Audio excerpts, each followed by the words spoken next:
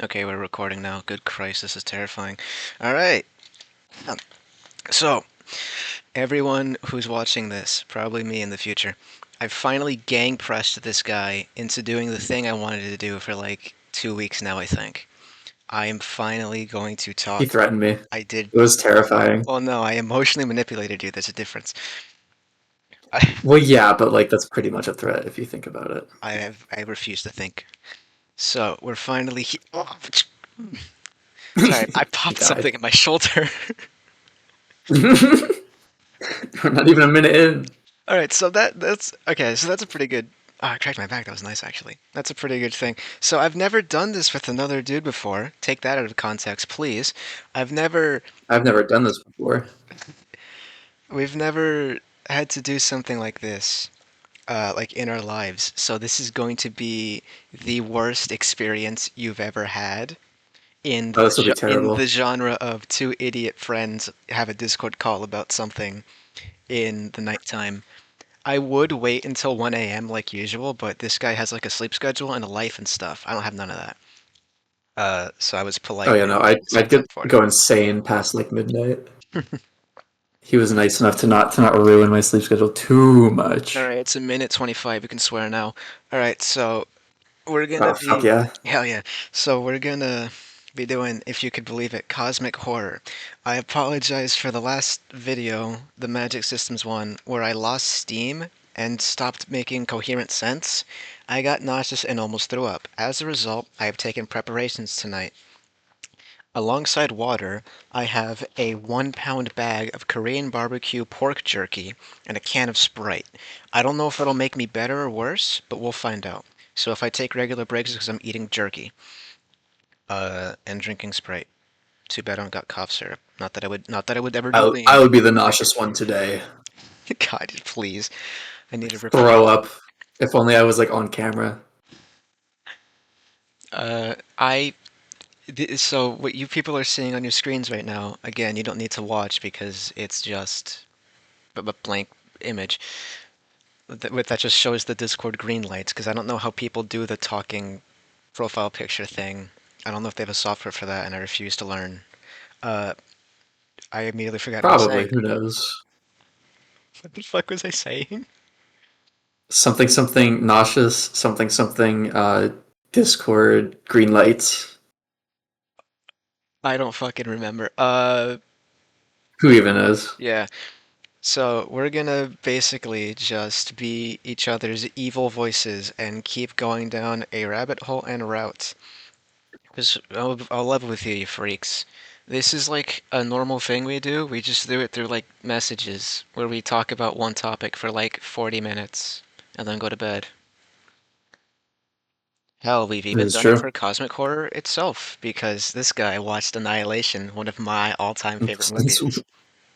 That's why you had the idea to do this video. Yeah, I think I mentioned it at some point. It is one of my all-time favorite movies. So It's a really much good movie. if you, I think it's still on Netflix. If you have a Netflix account, I mean this full seriously. Stop watching this video right now and go watch the entirety of Annihilation, and then come back.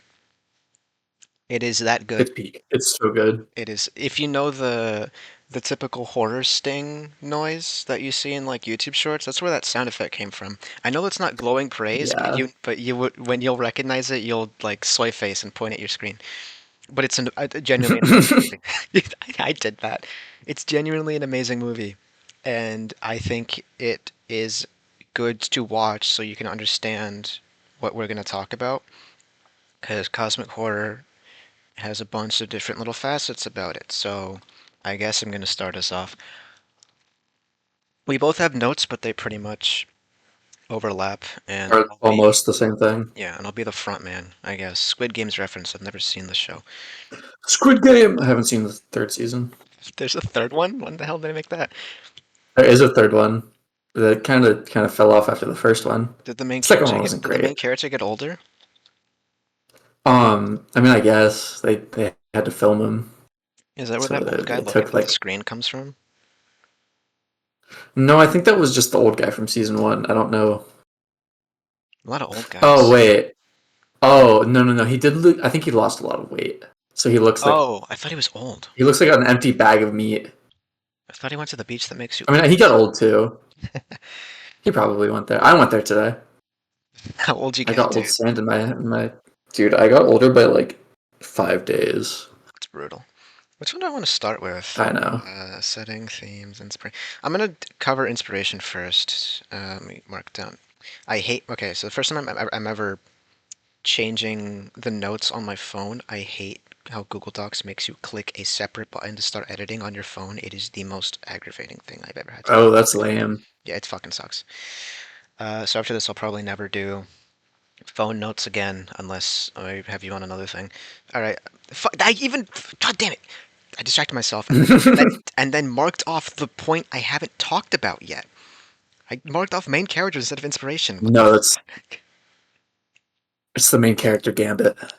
And no, fuck. I hate. Oh my god, I hate changing shit. I saw a check mark and I was like, oh, check mark to start editing. No, check mark to note you finished editing. I hate this so much. Which one am I talking about? Inspiration. Here we are. Now hit check mark. Thank you. Jesus Christ. So What an odd system. I fucking hate phone apps of apps I can have on my laptop or The real apps of cosmic websites. horror was the real cosmic horror was Google Docs Mobile. Well, ironically, the real cosmic horror is just business conglomerates, where you can make analogies and allegories to that. All right, I'll actually start off now. I want to start this one off by mentioning inspiration and when that can cross into imitation. I read it off of my notes thing. That's really important to get a pretty solid grasp of when before you even start writing. I mentioned before how you should probably, before you undertake any sort of big writing project you'll stick with, like one shots and multi shots, that doesn't really count here. If you're gonna make like a proper story or campaign or whatever, Call of Cthulhu campaign, I guess, uh, that you should organize your thoughts clearly, mark down what you take inspiration from, where and why, not only for the reasons I mentioned before of like you gain nothing by keeping close to your chest what ideas or media you've watched, but also to ensure you're not just doing someone else's story again. When you think of cosmic horror, you're gonna think of H.P. Lovecraft. It's inevitable. Uh, Look up his cat's name right now, and then say it as loud as you can to your screen and Say record it out yourself loud doing it. with your roommate's hearing. Yeah, and then post it on YouTube and then like at me, and whoever says it the loudest will get a heart on their comment. I'm not giving you money, but whenever You guys really want that heart. you really want. So far, this guy's the only person to have a heart on any of my any of the comments Hey, because I you know guys him, have to beat me. Nepotism. unironically. But whenever you're gonna do any sort of like mainstay writing project, cosmic horror thing, it'll be pretty easy to just copy wholesale what H.P. Lovecraft did. Not only because he wrote a lot, but because it's just He's the godfather of cosmic horror. yeah, genuinely. He pretty much invented the subgenre. So like whatever you do will be derivative of his work. You just have to make sure it's like somewhat unique and not just Call of Cthulhu again. And if you are going to copy his works, pick something that isn't Cthulhu because that one is overdone, and I don't like Cthulhu because of how overdone it is. Oh, I completely Pick get something that cool. point. Also to keep in mind, not to do Shadow over Innsmouth again. That's the one where fish people come out of the water. Ugh. I should have finished chewing that one. I got heartburn now. So the Korean pork barbecue jerky is not good for not vomiting. That's good to know. Maybe it's just because I'm talking while I'm swallowing. Uh, Ah, that might be it. oh yeah, that explains it. Pheromones, they call it. Shut up. Nobody Stop. gets that. Stop. Nobody gets that. No one gets that. I'm not explaining it. They'll just think we're psychotic. I won't explain it either, but I will say I was right. Um, and that's the worst I part. hate you. Oh man. Uh, so right, Shadow of Innsmouth is the one where the fish cult comes out of the waters, and I know Darkest Dungeon was inspired by this. That's where the cove comes from, with the whole precocious village waif, which is a line that he said that lives in my head every 2 days. I like say that under my breath and hope that my mother didn't overhear me and think I'm a fucking freak. She already thinks I'm a freak, but not like for that reason. It's never mind. Uh, but as fun as Shadow over Innsmouth is, I'm kind of tired of seeing it. Darkest Dungeon gets a pass, A, because I personally like it, and B, because it's nothing more than just the surface It's not the aesthetics. focus. Yeah, the point of the Cove is completely different than just Shadow over Innsmouth. But when you're writing a story, when you're making your tabletop campaign, when you're doing your world building, because sometimes you can just do cosmic horror world building without a story, and that's fine, and we accept that.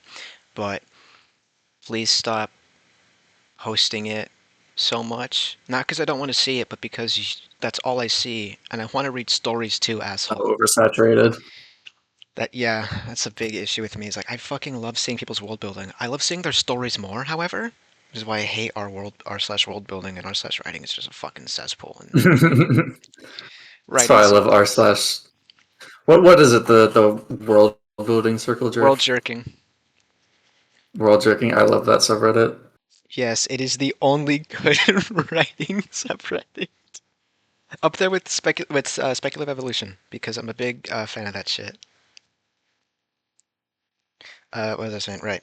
Um, because Darkest Dungeon only copies the aesthetics, but if you're making a story, campaign, world building writing project, I am as your audience, as your player, sitting there, seeing what you've made for me, understanding this is pretty good. I like what's going on here because I've read it before, because I've seen it before, because I've played it before.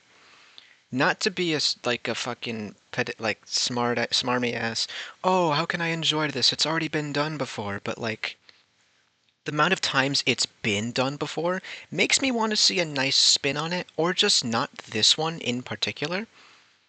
I have had the luxury of having an audio reading of one of H.P. Lovecraft's stories. It was pretty good because it's one I hadn't heard before. I forgot the title of it. I know the Exploring series, the guy who does like some of my favorite SCP content, he posted it. You can probably find it. Also, watch that man's content beyond just his SCP content. His voice is amazing, and I want to support that guy. Uh, but you, Probably also why my favorite cosmic horror pieces are usually like The Thing. I like a lot. oh, the thing Annihilation. is I so like a good. lot.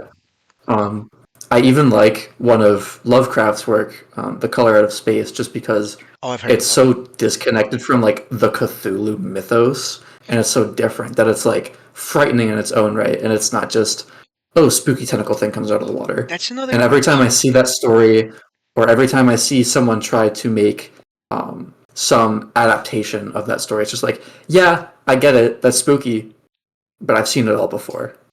My biggest issue, right, with just copying H.P. Lovecraft wholesale, not only because I've seen it before, but because also the Cthulhu like mythos pantheon thing he has only works the first time you see or hear it. Everyone parrots ad nauseum because they're annoying. How did you know that when the Greek gods saw Cthulhu, they went crazy, they went mad? And the first time I heard that, I was like, that is cool. And the second time I heard that, I was like, okay, I heard that before. And then I think it's triple digits I've heard that now because I mentioned that I like horror, and I am so fucking done with these people. Like, I I get it. It's cool. No matter what kind of being you are, you can look at Cthulhu and go fucking crazy because you're not meant to understand him. But A, that doesn't work anymore because of the artistic depictions we have of him being pretty cut and dry, which is a big issue when you're describing. Even in the story, Yes, even in the story, like we have like totems of him made of like clay or rock or whatever, and it's very like clearly Cthulhu is humanoid with an octopus face and little dragon bat wings. Like we know that much, which is kind of what he stayed as. I mean, he's gotten more detailed, but that's kind of what he's been forever. So it's like it's not inexplicable. the It's disc explained pretty that is the easily. thing. That is the issue. Is it's never been inexplicable cosmic horror. That I don't know where that disconnect comes from. Someone probably like misquoted H.P. Lovecraft and nobody wanted to read his works. either because they're too long, too dense, or he's too racist. Which, fun fact, he had a change of heart later on in his life after he fucked his cousin. I guess fucking your cousin will do that to you, guy. I mean, he does do like actually like unfathomable things. In the color out of space, that story of his, the main threat is a color. But since it's like from a different dimension, a different reality, whatever, it's really hard to describe. And since it's a written form of horror, you can describe it as like prismatic or ever changing, and it's like you never get a grasp of what the color is because it's described as a color. You just don't know what it is. It's always an inexplicable color, which is why when they made a film adaptation of it and they made the color magenta, What the fuck? and the That's characters went, I can't explain it. It's so weird. It's like, no, no, I can. I know what I saw. It would have been That way was cooler a if it purple had like fucking light. screen warping instead of an actual color for the fucking story. Uh, Which upsets me because earlier in the movie they did have like a changing prismatic fog and then they never used it again. what But the fuck? whatever, the movie Oh my sucks. Who god, I cares? hate budgets so much. I fucking hate budgets so much. The point I was trying to say is Cthulhu was never one of the inexplicable ones. The issue was that he had like a presence about him, like a and like I don't want to call it an aura, but it's practically an aura about him of sheer like terror power that it fucks with your synapses because of not because you're looking at him, but because a lot of his stories dealt with themes of generational curses or inexplicable sudden bouts of madness as a result of his parents having syphilis and going insane, which is pretty cool. So I guess shout out to H.P. Lovecraft's father uh, being a man whore, which gave us horror. Isn't that His weird? That's mother true. being crazy. It is weird that it's true. Uh, but And like, like oh yeah, go ahead. the Cthulhu mythos was a cool concept of like other writers pitching in their own things and kind of creating this like I mean a mythos of like horror stuff. And it's interesting when you think about like what the King in Yellow, Yeah, an interesting unknowable horror type of story that kind of fits into the mythos because it's like it's not directly connected to Cthulhu, but it's like yeah, I could see this being the same universe with like the same shared characters, whatever. It's when authors came after Lovecraft and started going, oh no, this character's actually Cthulhu's twin oh my brother, who's god, the good Cthulhu one spawn and who pissed has me off golden so much. eyes. Yeah, and like the great old ones and the which I guess he technically calls them in the original story, but like having like an actual council or whatever the fuck of them, Yeah, and it's just like stop power scaling. the I don't worst, care. the worst thing that happened to Cthulhu mythos was the great old ones knowing each other. I don't believe that was ever intended, and I'm never. No, I actually am kind of a person to harp on if the author didn't intend it. I don't think it should be canon. But in this situation, I genuinely wholly believe if the author did not intend it, it should not be canon when it revolves around major plot points, because then that becomes the cultural zeitgeist and it's an unshakable thought within the setting. Back to the what you mentioned with the King in Yellow, because that made me think of a point of like, yes, this whole thing was inspiration because we're talking about Cthulhu, H.P. Lovecraft. Fuck, I keep getting his name wrong. There are two inspirations I know of off the top of my head based on the King in Yellow. The first is the Collector in Darkest Dungeon 2, who borrows the aesthetics of a king in yellow, literally hunting down your mercenaries for nebulous reasons, mostly just wanting their skulls and heads, flesh in general. As And hell. in SCP Mythos, one of my favorite pieces of media, as two videos can attest to, read 8000 and cry, it's good for you. The Hanged King's Tragedy, and the Hanged King's Tragedy is a pretty clear allusion to the King in Yellow. I see people trying to like act like Scarlet King is the King in Yellow. He is not. It is the Hanged King. Especially when you go beyond just the first entry for the Hanged King's Tragedy and get deeper into the Court of Alagada, which mixes fairy court bullshit, which is never something I like because I personally have a genuine vendetta against fairies.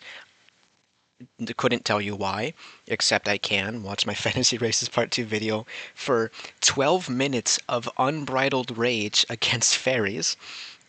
and also combines. I hate the Fae. I genuinely hate the Fae, and also combines lesser known aspects or lesser. Fuck! I dropped my goddamn phone. Lesser emphasized aspects of H.P. Lovecraft's work, mainly revolving around the King in Yellow and his whole deal, alongside other shit inspired by other things. But what I'm trying to say is the Court of Alagata is fun because it takes the King in Yellow as the baseline inspiration and then works with it within its own universe, set within its own boundaries, as you should, and iterates on it by taking something familiar, putting a little veneer over it, and we all politely act like we don't understand what that's from, and then takes the new idea and fucking runs with it. Because the Court of Alagata is one of the most, no, not one of the most expansive, but one of the more expansive canons in the SCP universe, and is just a lovely, fun ride throughout all of it. I recommend it highly. And you know why? Because fairies are fucking evil. Like they should be. Um, so I'm going to move on to the aesthetics points. Let me just give me a sec to, unless you have something else to say. Anything else? Let me just mark off that these are ones I've covered already. The aesthetics of your world/world building and the aesthetics of your story. Now, when I say cosmic horror, I'm going to take a sip of water. When I say cosmic horror, a setting or a time period likely jumps to your mind. That being 1920s pulp detective, because that is what a lot of them end up taking inspiration from. Is a 1920s pulp detective with a not a ton again, with a fedora in a non-cringe way, a trench coat in a non-cringe way, slacks, leather dress shoes, and a Tommy gun or a 44 revolver tucked away in their vest, smoking a pipe or a cigar, with a notebook and pen in hand, and throwing themselves at the wall of a cult until they go too far and go fucking crazy over it. Now, personally, I'm a big fan. That is a nice sort of time period and aesthetic to give your Nice main trope, characters. but it's like It's one that it's a works for a nice reason. trope, but it's so done. It's good if you do it right. It's so good, The but it biggest does get overused a lot. I'm fine with it being overused. I don't like it when it's poorly used. This comes from mostly just like, hey, that's the 1920s. That was a whole 100 years Yeah, ago. It's hard for us to capture the essence of that time without yeah. staggering amounts of racism, which lots of authors are I naturally and think understandably uncomfortable with putting in their story.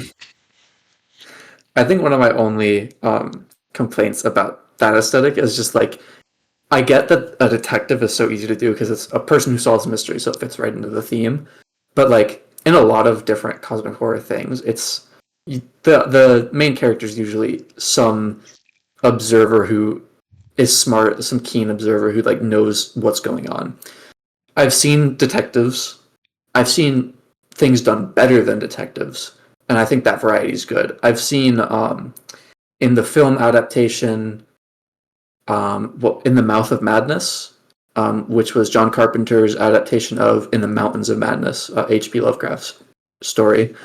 The main character is instead of a detective, they are and they work for an insurance company, and so they're used to smelling out insurance scams.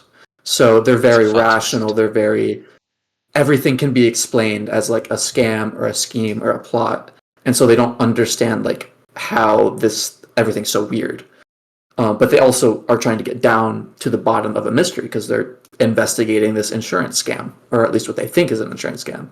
And so they do this investigator idea better than just a detective. It's more interesting. I was gonna make that I've point too, seen, of how I yeah, love this. I'm unabashedly a fan of this sort of like aesthetic and time period, just for like the clothes and decor of the buildings. But I am sick of seeing detectives oh, I because I love the am decor. tired of the hard-boiled, hard-lace, I don't believe in the supernatural, no-nonsense detective. 3 chapters later, they're going fucking crazy idea. Especially when you give them a vice like smoking or drinking that is, not that I'm advocating for it, winks at you, that is well known to reduce stress and help you focus and calm down through a bunch of bullshit chemical Hmm. means and is unhealthy. But you give them a vice that literally helps them relax for a moment, calm themselves down, and think things through, and you don't capitalize on that by it being the crutch it is and then taking it away from them later? Are you blind to your own genius plot point right in front of you? Come on, get real. That is my biggest issue For with my people. class, I'm actually in the middle of watching All right, this guy a took a series cosmic horror called. class, which is why I wanted him on I for am this. taking it right now. Right now, we're watching a show called what is it? True Detectives. It's on HBO. I'm watching the first season. It's pretty good. We've watched 3 episodes. And the main character is that hardened police detective in like the 1970s. And I didn't catch it until now that you said it, but he does smoke a lot, and he's a recovered alcoholic. I guarantee they're going to take that away because one of the plot points is that he's an insomniac. So he doesn't sleep and he has like weird visions, but he always knows when like the visions seep into reality. So he can like differentiate between like, oh, I'm seeing these weird lights, I know that's fake, versus like crows turning into a weird pattern, he knows that's real. I'm really I'm really kind of looking forward to them taking away the cigarettes now and having him go off the rails. One of my You most definitely made me think about it's that. such a good idea because it's one of my most beloved tropes is when a character has a habit so ingrained with them that when it gets removed they're almost a different person. You see this the most often when someone has a mask on. They'll have like a mask covering their face in either an emotional high point, which is not the point I like it in, or they're completely fucked medically and they're immediately put under EMT or whatever emergency treatment, and they have to take off the mask to treat them. And then your main character or secondary main character is there and the sidelines watching, and they just don't look right. Not because you're describing all of the horrific injuries put upon them, but because they're not wearing their mask and you can see their face, and it only hits them just now. I never really wondered what they looked like, but they look so plain that it looks like they're vulnerable, despite nothing really having changed. Is one of my favorite tropes. So I was really tired one night, and so I was thinking to myself, like, how can I expand upon that?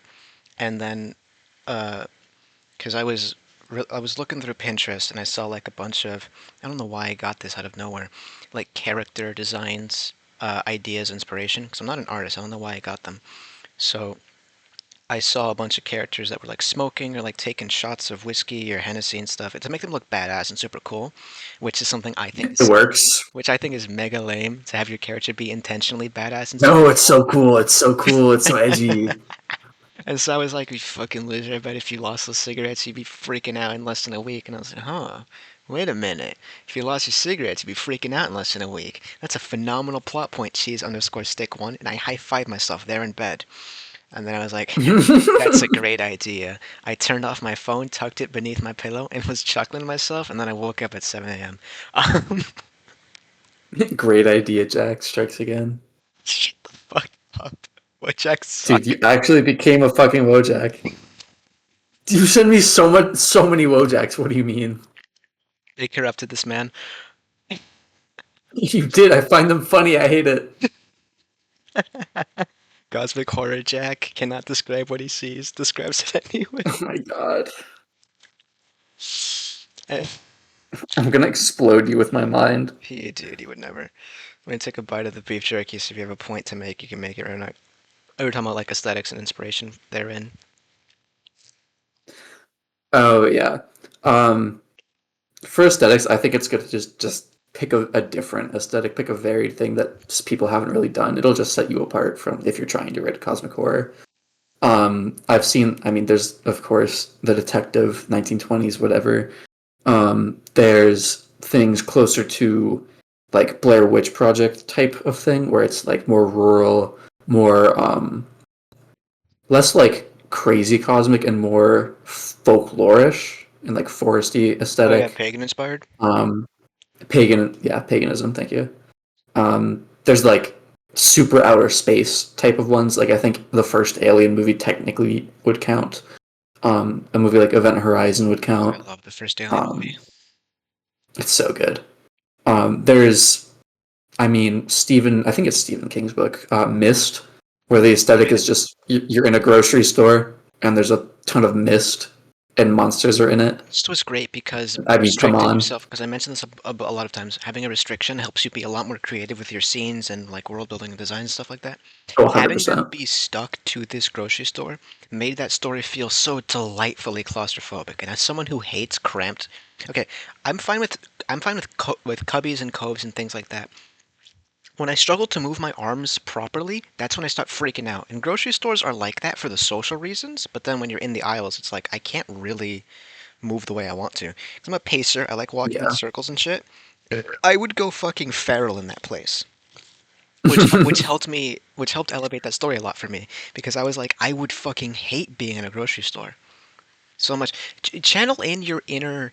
Uh, is it still shadow banned to say the 2020 event in which we all no longer had school or work for a little while? Because I think this word is still shadow banned on YouTube, and I would prefer that people It get this probably recognized more. is. We wore masks during this time. Channel in your inner angst from that era when you were stuck in your apartment or house for like 3 months and how you went crazy. I know I went crazy. I didn't speak to anyone for a month in my I was bouncing off the multi-generation walls. multi-generational Mexican household. I didn't say a word for a month. That's how fucking like bad it got for me because I That's wanted to walk around absurd. all the time. That's because my house is multi-generational. Like pacing around would like either irritate or distract someone or like wake up the kids or I'd bump into someone like walking through the halls. So I made myself lay down on the couch and it was the worst mistake I ever made. I went fucking ludicrous. Like it was bad. So channel in your leftover angst from that event because or even just set it within that time period. I don't know how you'll like um compensate for the social media aspect. Here's a I'm gonna sidetrack again. I hate when Cosmic Horror tries to weave in social media or the internet as an aspect for itself, because it just never ends up feeling good and it's always clunky. I admit this is more of a creepypasta no sleep issue, both of which I have vocally made my Yeah. opinions known about of not enjoying them incredible amounts. SCP on top, baby. But I have never seen it pulled off correctly. It is always clunky. It is always poorly done, and I do think especially if there's a for that time cabal or a period though, shadow it government could work. in the background, making sure the cult stays unknown. Because how the fuck do they not have auto mods scrubbing every single post made if they're so powerful? That's my biggest issue with that, by the way. Is like it's explicitly stated in the SCP universe that they can detect the known memetic agents with a reasonable degree and partially sometimes detect unknown memetic agents to a moderately reasonable degree. So because I'm like always in the back of my head, like, oh, that's cool that they established like, oh, how they can figure this out through incredibly complex computer algorithms and also thaumaturgy, because SCP. So whenever I see it in other stories that like there's a powerful sort of puppet master behind the stage pulling the strings, and they don't have something applicable to that, I get genuinely confused, especially in the wake of AI in data scrubbers because now even the common man understands what that is, even if they don't know it, they understand what it is. So put that in your stories and have that be another plot point of, oh my god, I'm being stalked, I'm being gang stalked, they're silencing me, and have it be genuine and real. But because people always say that and act like that, nobody will take them seriously, further ostracizing and isolating them. A perfect theme for your story.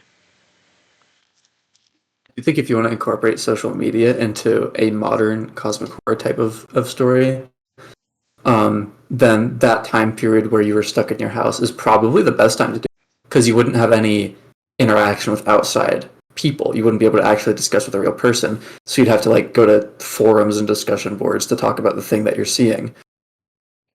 And while you're there, people will just call you crazy and people will delete your post. And so you'll feel more helpless and more insane. And that would probably, I mean, I think that'd make for a good story if you can write it well. I think that'd make for a good story. If you can write it well as a tagline to anything I ever say on this channel. Yeah. I like that you mentioned forums because a lot of time people look at social media and they immediately jump to Instagram and to Twitter to Reddit. As dirty of a word as it is, it's admittedly not as bad as you think it is. 4chan is prime place for this sort of shit. or other image boards like 4chan, right?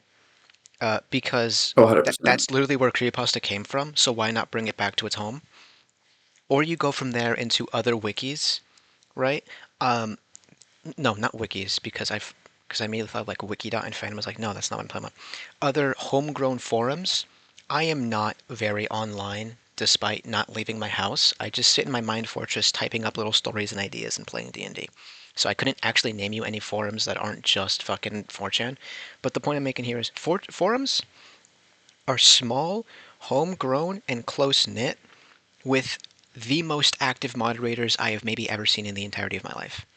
Actually effective moderation staff. Which means someone walks in who is clearly doing a LARP and doing this for attention and fucking with our delightfully homegrown, I don't know, bird watching forum, posting images of fuck ass, fake ass, claymation birds and acting like they got attacked. Yeah, you're getting IP banned for fucking up the discussion about like the nearest like blue jay migration or some shit like that. So even if it's not some sort of evil twisted cabal in the background, it's really stressing the point that this isn't normal. Nobody's taking you seriously. You are alone because isolation is a great theme to have in your story. I do think, yeah, the isolation is like the key point to the story. Whether that be your character self-isolating because of what they're seeing in like the world outside of them going on as normal, whether that be because they're geographically isolated or they're isolated because of the time period. I think that's a key thing to get right, and that's why for my setting and for my aesthetics, I went with like a coastal island fishing village just because it's a tight knit community. So if something goes wrong with the people that aren't the main character, then the main character will be alone. And what are you going to do? You're on an island.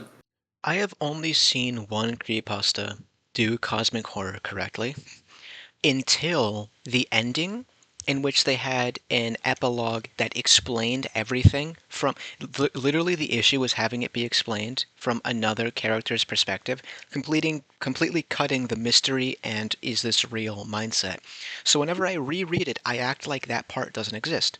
The creepypasta I'm talking about is Psychosis. If you've never read or heard about Psychosis, please do yourself a favor and go read or listen to someone reading you Psychosis. Don't listen to Miss Creepypasta or Creeps McPasta. They're pedophiles, from what I remember. Um, so whatever YouTuber you're gonna watch for the reading, please make sure you're not I supporting a mean, groomer. it's a big year for pedophiles, so Oh man, I can't fucking believe that actually works on people. What's his name? Right? I love Oh my god, it's the so state of the fucking. world. It's wonderful. That is why I've delved into stories so hard, pal. But Psychosis was great for the mystery, for the paranoia, and especially for the isolationism, because it was always clear from the start the main character's a bit of a fucking freak. He was always not normal, and then when the events of Psychosis start happening, he both feels justified and also like he's completely off his fucking medication and needs to be locked up. I'm not going to spoil the story or the ending, but if you've never read Psychosis, do yourself a favor and never read the last part. It ruins the story. Unironically, ruins the story. But I recommend going to read it because it is a great example of cosmic horror in a modern setting. It does not take advantage of the internet, thankfully, and it has like its reasons and excuses for that. Also, it was like in the 2010s, so it wasn't like Instagram or Twitter were like huge. Um, but if you want to diverge from the 1920s pulp aesthetic and want to go for modern, read Psychosis. It's a great example. I'm eating jerky again. Turkey maxing. Shut up. I woke up from a nap from 6 to 9 p.m. and was gifted this 1 pound bag. Not even a bit. That's one I slept for. I was gifted this 1 pound bag of Korean barbecue pork jerky. It is so good.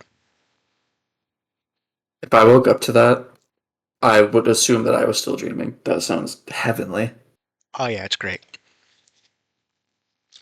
I think you can get it at Sam's Club. I think that's where my aunt got it. No, no, she fucking knows me too damn well. But she doesn't know my When I name come 3, and I down, tease her over that endlessly. when She keeps I come asking. down to visit, I'm grabbing that from Sam's. She wants to know about your AO3 account. Yeah, whenever she's bored at work, she tells me that she scrolls through various fandoms and try to sniff me out. And I'm like, why are you so dedicated to reading my thing? And she just goes, I want to make fun of you over it a little bit. Not like too bad, just like That's mention. hilarious. No, she's well. That's what I am. That's how I interpret it. She goes like, I just want to like mention scenes that you've written and see your reaction. I'm like, yeah, that's so evil. You're making fun of me. She's like, no, not out of maliciousness. I just want to see what your writing style is like. And I'm like, I'm not showing it to you for a reason. Thankfully, I don't write I smut almost want to tell yet. her, thankfully, I almost want to tell her to scroll through the Ruby subreddit, or not subreddits, forum posts, because, like, there's probably so many. Dude, I fucking. She Oh, might yeah. never find She yours. doesn't even know what fandoms it's for. I keep that tucked close to my chest. Oh, 100%. I would never tell her. Oh man, I fucking hate Ruby so much. Makes a fanfic about it. But it has Darkest Dungeon in it, so it's fine. I fucking love Darkest Dungeon so much. Rest in peace, Wayne June. Your voice was amazing. Uh, I think we got off topic of aesthetics very quickly because said all we needed to for aesthetics, and let's just actually get into themes now. If Google Docs would like to work on my Mhm. goddamn phone, It so wouldn't. It never it would. really hates it. So I mentioned already. Turns off my phone to conserve battery. I mentioned already, or we've mentioned already rather. Oh god, I have to say we now. What am I fucking French? Why are we hitting on the French when Italians are right there? I hate Dude, the they make a French killer seriously. fucking sandwich, though. Italians? Oh, Italian subs. I love their subs, man. That's like herbs and cheese. Oh yeah, that's actually really good. That's fair. I like Their Italians because I dressing? can understand Oof. their language better than Portuguese speaking people. As I mentioned last time, don't ask me my opinion on Chilenos, Brazilians, and Puerto Ricans. I know Puerto Ricans don't speak Portuguese, but they might as well. They speak Spanish. It ain't my Spanish, so it's the wrong kind. The white I'm a mind white cannot guy. I comprehend speak this. English. I can't comprehend this. White people cannot comprehend the racist sphere of the different ethnicities. Ask any Latino their opinion on different Latino. Fuck, ask me my opinion on people from Mexico, but at a city 2 hours away from my city, and I'll tell you that there are different fucking peoples entirely. They're so weird. And I'm clearly the right one here for virtue of it being mine. What's your opinion of El Paso? El Paso? I don't know. I've never been there. Probably fucking sucks. No, too close to Texas. Probably, I mean, yeah, if it's close to Texas, no one likes that shit. I'm from the mountains, dude. Who wants We're to be in literally Texas? Mexican rednecks. Dude, Mexicans don't have mountains. What are you talking about? My first oldest aunt was born in a ranch. Like she didn't go to the hospital. They had her in the ranch. Like I am redneck as fuck. Anyway, themes. How can you incorporate rednecks into your start? No. Um, themes. We already mentioned before already isolationism and the how you can utilize that to your benefit. But there is also the overall theme of generational curses or afflictions or bloodlines being tainted. Now, a lot of this comes from H.P. Lovecraft being terrified at seeing both of his parents go insane from syphilis. Not that he knew it was syphilis, but seeing both of his parents just one day over the course of like a year just be unable to have any coherent rationalization at all. And it mortified him to think that he was next and started writing cosmic horror. I think he was kind of right. I don't remember. Um, as well as racism, because when you look back, a lot of it was just other cultures and ethnicity. Funny that I say this coming off of whatever the fuck I just said, but look, modern day racists are so fucking lame. They do it for bullshit reasons like, oh, 4,000 years ago we were enemies and other shit like that. I'll tell you to your face, I don't like them because they dress weirdly and I don't understand what they're saying to me. That is literally the only reason I do not like them. Because talking to them gives me a headache and looking at them makes me feel weird. Just why the fuck are you I dressed do like love that? that in the I do love that in modern stories. One of the themes of cosmic horror is like discovering something horrifying about yourself. Whether that be like you're turning into a monster. Thing. In modern stories, it's always like you're turning into a monster. In Lovecraft's work, it's always a white person discovering that they're not actually fully white, and they're horrified by that realization, and that's just Unironically is what that is. so fucking funny. Again, he later on in his life realized the error of his ways and actually became supportive of civil rights movements and feminist movements, etc. after fucking his cousin. I don't know what that means for us as a people, like as a society, as like a Incest is species. life changing. Apparently, apparently so. The AO3 creators had the right idea. Fun fact. No, fun fact. AO3 creators made AO3 so that they could store all of the fanfics that nobody else liked. They kicked them off all the other fanfic sites because they were some of the ships they liked were like incestuous. But like, who gives a shit? It's fiction. Get over yourself. What Yeah. What is the thing I have said to someone? I have read smut like all the way through that had tags you would skip or some shit like that. Whatever the fuck I said. You are all cowards, and you are not into the fanfic scene like I am. Grow up, TikTok girlies. They've discovered AO3, and it's hilarious how up in arms they are over this shit. uh, so that's actually, unironically, a good theme. Is like close knit communities keeping outsiders away, gatekeeping. Hmm. Holy shit! An actual good segue. Um, this goes hand in hand with Southern Gothic and Rural Gothic and whatever the other uh, Midwestern Gothic, whatever the other sorts of what the fuck is the word I'm looking The for? redneck Genres or gothics. denotations that therein lie within is a phenomenal point for this. We already mentioned like having more pagan inspired aesthetics or plots or themes, and that's because a lot of the horror there within is admittedly left over from, I'm going to say it, Christian fundamentalists, unlike us based and truth-pilled Catholics who were bonded with the pagans, unironically because they killed us just the same. I can go on so many tirades about Catholic history. It's so great. I saw a tweet recently. It was an old tweet, but I saw it recently of some Please like tell me you're bringing. Oh my god, it's those one of them. things. It's this. He was a fuck ass, like the stupid. I want a trad wife. And I'm a hardworking redneck American that loves Jesus, but they never go to church and shit. One of those people. They probably drink raw milk.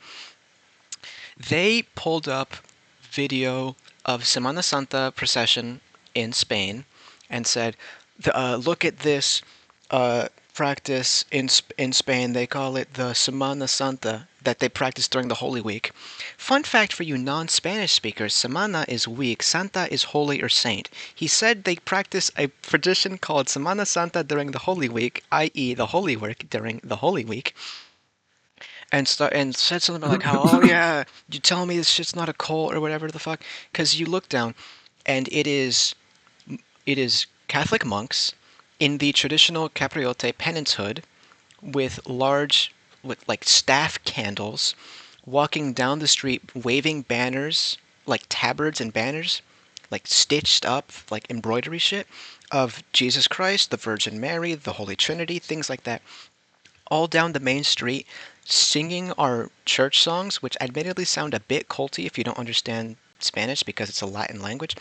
But he was trying to paint this as like a bad thing. Me, being Mexican, who could understand Spanish and does something similar during the Holy Week, my church, we walk around the block with like candles and rosaries and prayer. We have fucking like loudspeakers and drones watching over us.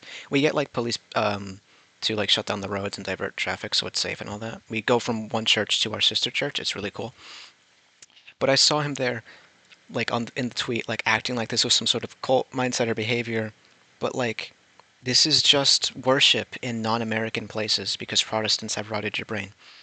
The issue is because the Capriote, or Capri, I don't know how to actually pronounce it, was co-opted by. No, it was not co-opted. It was stolen by KKK. That is, it's the hood to be a racist symbol.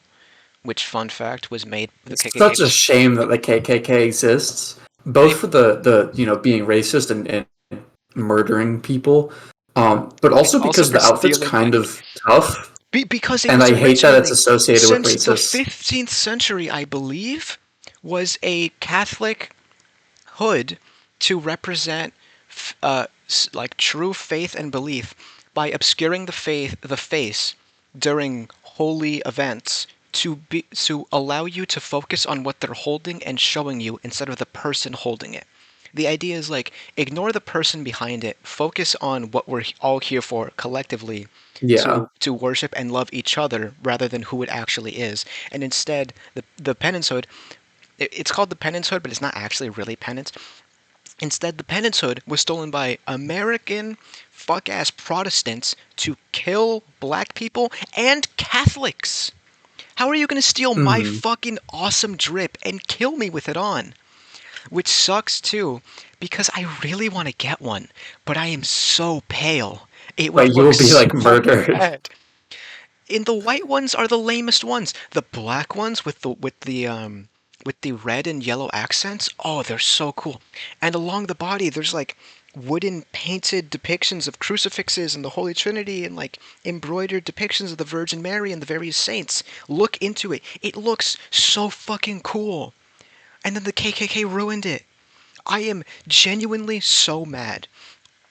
And then people look at it and they think it's like weird ass, like a pox upon your house shit because they don't understand how to worship in cool ways, which is unironically a genuine theme that could be brought up repeatedly in your cosmic horror because small town isolated person comes in from an area, finds a denomination of whatever faith, be it real or fictional for your story, and is genuinely like appalled at the weird traditions and rituals they have, which are later on in the story shown to have like actual, like verifiable effect, as is tradition with cosmic horror stories.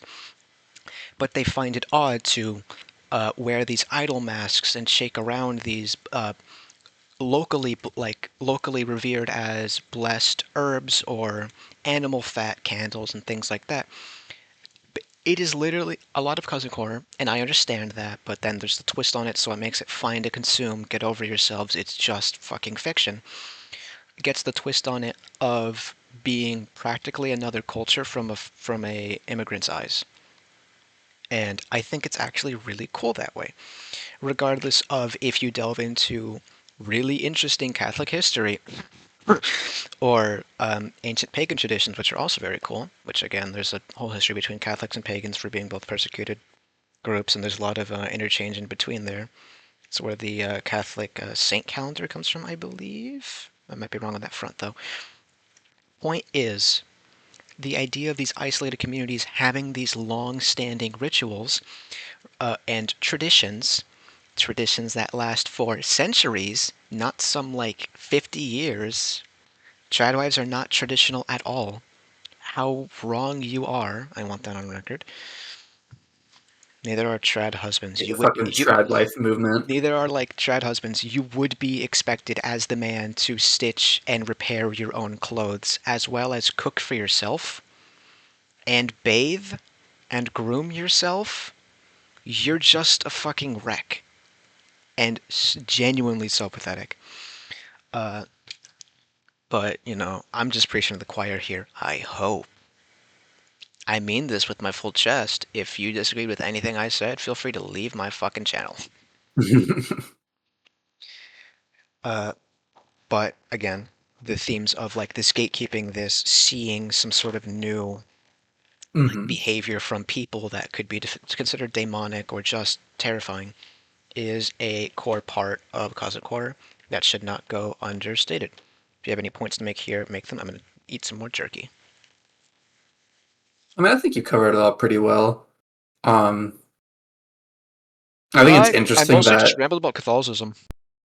I mean, I think that's a pretty good job. I think I don't really think it matters to you, the listener, writing your story. But one of the things Lovecraft loved to do, since he was so racist, was having an invader type of storyline where like people get overtaken by an alien because he was racist and hated immigrants. Um, but while Twist it that to is be the a British Empire. stemming from racism, you could do that. But other than that, alien slash weird invasions from some unknowable god is a cool aesthetic. So you can go for it because it's so ingrained in the genre that it's no one sees it as like racist anymore. So if you want to have weird creatures from a different dimension come and, you know, take over people's bodies or mutate them or whatever. Go for it. They made a movie about that. Yeah, Invasion of the Body Snatchers. That one was sick as fuck. That's where the They famous made multiple famous movies about that. famous scene of like vigorously pointing at the camera, head tilted back to the sky and letting out like a grotesque groan comes from. If you ever seen that clip, just keep in mind to weave these themes into your story properly. I can't really give any tips here outside of read your plots over, get a friend, get a beta reader, yell at someone on your Discord or Reddit or Tumblr or Twitter or something, but be polite, of course. Have them like look over your stuff and help you workshop it, and be ready to remove or change things as necessary. Kill your darlings, believe me, it sucks. I've done it before, but it is very necessary for the sake of having a I had to do cohesive. it very recently. I liked your story, by the way. Thank you. I read for this guy. Helped him like a little bit of formatting issues, I think. Hold on, wait. Let's be quiet. Yeah, you did I'm help. gonna try to crisply open this Sprite. That pick up. I didn't hear it. The waveform visualizer moved, so with any luck, uh, Hopefully. the audience can get a sick ass can opening. Anyways, just to like, since we're on the topic, just to give tips for writing with this genre. For all the audience members that are watching, all two of you watching this video right now, um, just some general advice for writing. If you're going for cosmic horror, try to find different ways to say, "Oh, it's so inexplicable. It's so weird." I've seen, you know, guy takes one college course, thinks he's an expert, but in my class, uh, That's a what lot most of people we have take. an assignment.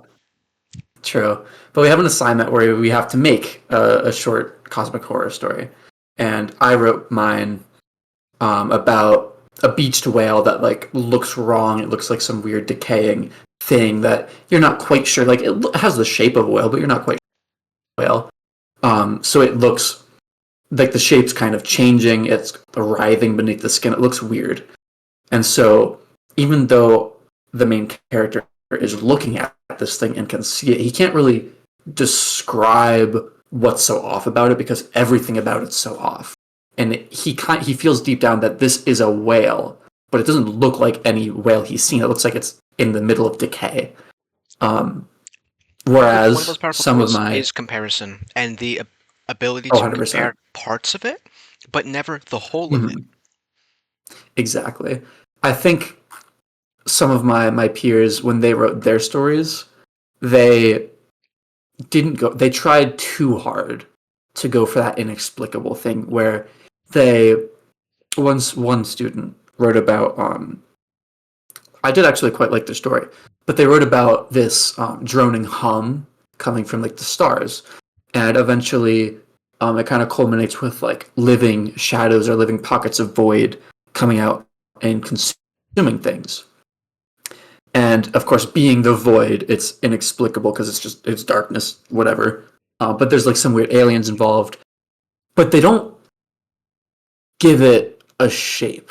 And I think it's something that when you're doing cosmic horror, you tend to do because oh, Lovecraft's so spooky, this inexplicable thing.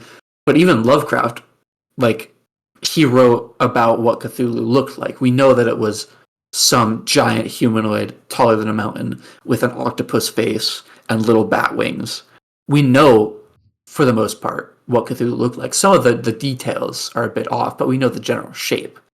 I think it's something that some novices maybe are a bit too scared to do just because it's like if I just say it's inexplicable, then like it's easy to write. Um, That's a. Another point Oh, is yeah, no, go ahead. I was gonna say I had 2 points. We have one, so you do yours first. Okay, I was well. Actually, I have two. I have a one and then a secret second one. Fuck, rock paper But scissors. I'll say my main one. Rock paper scissors. All right. I choose rock. Fuck. I was gonna take scissors. You go then. Thank you. See, this guy's a loser. Um, Anyways, kind of building on that is just don't be afraid to ramble in your stories. I've seen so many people have like the skeleton of a good story, and they just kind of are afraid to get vivid with the imagery, and they don't take the opportunity to start rambling about what scene they're setting. I don't care if it takes you 300 words. You describe that gross, dingy looking shack that your character just entered. I want to smell the molding floorboards, and I want to feel the drip of water on my head. I want to get lost in the sauce. You know, I don't want to just be like, main character walked into a shack. It was run down. Get descriptive. Get gross. Um, Rambling with detail and imagery is like the backbone of good horror. Um, and to support that, of course, use good diction, use good word choices, varied word choices.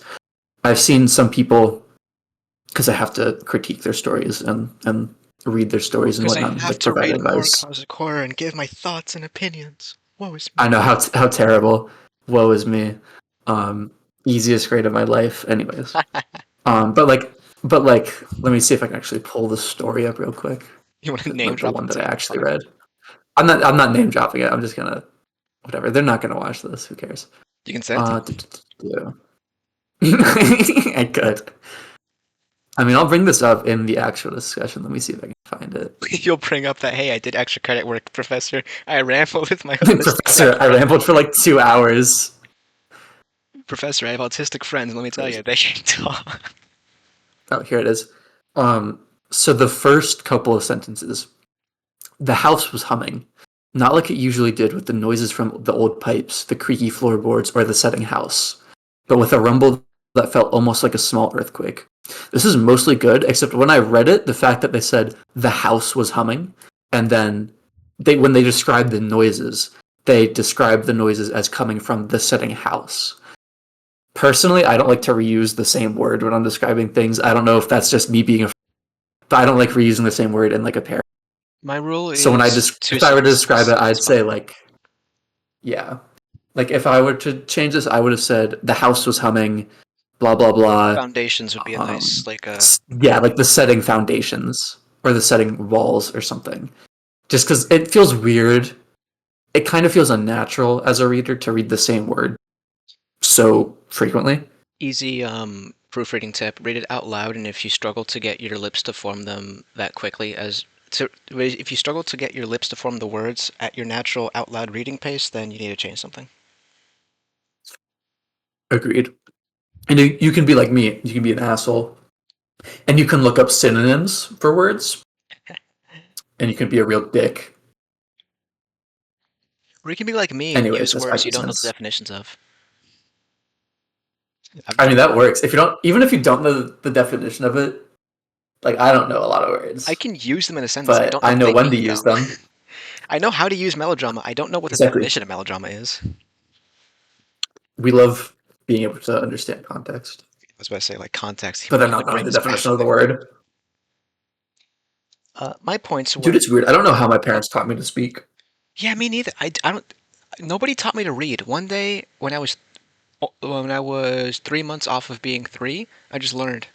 I was like, oh, I can read now. Cool. I remember being read too, but I don't understand how that like made me understand the intricacies of the human language. Like, what the fuck? How did I become this? It's weird. I think I was boosted because parents spoke Spanish, so I had to quickly learn how to do context for two languages in my head, and I was like, oh, okay, now I understand how to draw context, which was pretty cool. And then also getting understanding phonetics, learning to sound out words, Hmm. which new generation is apparently unable to do, which genuinely shocked me. I was horrified. Yeah, they're replacing phonetics in like classrooms and God, I stuff, which is fucking hate scary. schooling is so shit. Uh, Oh, I hate it. my 2 points were going to be that because I understand the appeal of obscuring the descriptions of various objects, locations, people, etc. But if you don't describe anything, then it's nebulous in my head and it's boring and I don't like it and I hate it because I don't Yeah, know I what I to don't care visualize about words. it. The second point, which one are we on? We're on. Oh, damn it. I had it on the tip of my tongue. I was about to say it and then I forgot it. Before this, we were talking about. What was your first point again? Don't be afraid to ramble and have Mm. some imagery Right, and there it is. Thank you. detail. That actually helped. Cosmic Horror is the best time to pull out the thesaurus and start working on the purple prose. Oh, 100%. Purple prose and Cosmic Horror. I'm gonna pull out. Okay, whatever. I don't give a shit about saying it. Input my various enemies to lovers analogies here for some reason. No. And Cosmic Horror and Purple Prose is like urban fantasy and the author typing with one hand. That's a good analogy. You know what I'm talking about? Much better. Yes. That it's a good analogy. Yes. I think so. Let's go. Oh. All right, I'm over it. Ah, hey, it worked. Um, He vomits on call. if I do, that is the first time over recording I've vomited, and it's your fault. We We'll talk about can make a setting. thing of it. We just vomit make randomly make at up the every thing. video. He Oh. said the thing. The thing in question. Did I send you the here's the thing gif? You might not have. Did I not send you the entirety of the thing as a gif? Oh no, you did. Okay, I remember Okay, that. thank God. I was going to say, there's no way I didn't send you It that. was a surprisingly slow GIF. Like I thought it I zoomed thought through. it'd be, yeah. Kind of like I could tell what was happening. That was so cool. With like, it's a what 3 minute long GIF, and you can actually maybe follow along with the movie. That's cool. Um, if you have context already. Let's talk about setting now, which is branching off of aesthetics. They really should have been a one, two, three punch with aesthetics of your story, world building, and then setting, but Probably. I didn't. So here we are talking about it now. So setting is probably the most important thing you can do for your cosmic horror, beyond obviously the main character, antagonist, the horror itself, because the setting grounds you. This is actually really just world building in general, but I didn't name it that, so who gives a shit? Hmm. Um, the setting is what grounds you. I mentioned before my love of the 1920s pulp aesthetic. That is because there is no mobile telephone. There is, however, landline telephones, which is great because it allows for my main characters to communicate over long distances, but only in set points, which means you can have scenes where they're desperately running for the nearest payphone or desperately running into the nearest bar to use their phone, and have that be a tense scene of like, even if they're not being chased, a tense scene of they just saw so much. Do they have all of their thoughts in order before they forget something? Amnestics and mnestics of SCP terminology are great for cosmic horror, that being forgetting and unable to forget, because there's the opposite of amnestic for mnestics. It's hard to say it because it's just the lack of the A, but well, now that I've explained it, I hope that's easier to understand. But you see how that is different than a modern setting where everybody has a cell phone and is more easily able to immediately send information to someone trusted in order to ensure that what they have down is not going to be lost. And then somewhere rurally, the distances between points of interest are a lot more exaggerated, making space for chase scenes, making room for chase scenes in your story at a lot easier times. I want to say that city metropolitan settings are going to be a lot quicker paced than rural settings, but that's not necessarily the case, as I mentioned before in pacing, despite it taking a longer period of time in universe. Us, as the reader, have a disconnect, insert pataphysics here, which is my favorite kind of physics, a completely fictional brand of physics made up by SCP fans. Insert pataphysics here about the disconnect between the narrative and the reader, and the impact the reader has on the narrative, and the impact the narrative has on the reader there within. I'm explaining it poorly, but it's actually very in-depth. I don't know how the fuck they ever figured that shit out. User Shoulder on the DMS from Site 19 Reddit. That dude is a freak. He posts like 30 times a day, and he understands pataphysics so well. That guy, I don't know what the fuck's wrong with him, but he's cool in my book. Um, what is it? Right. So even though I'm pretty sure in universe, city settings or metropolitan settings take place in a shorter time frame, they are able to still condense there's no, I meant rural settings take place in a larger time frame.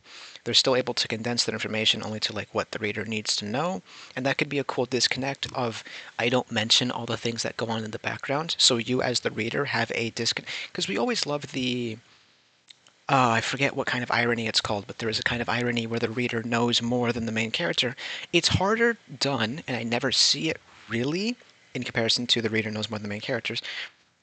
But the reader knowing less than the main characters is also like a neat little thing you can do based on your setting, emphasized by the rural settings because of their in-universe longer time frame that you can probably take advantage of. And there's probably an SCP where you can find based on that. If you sort by tags, you can probably find pataphysics.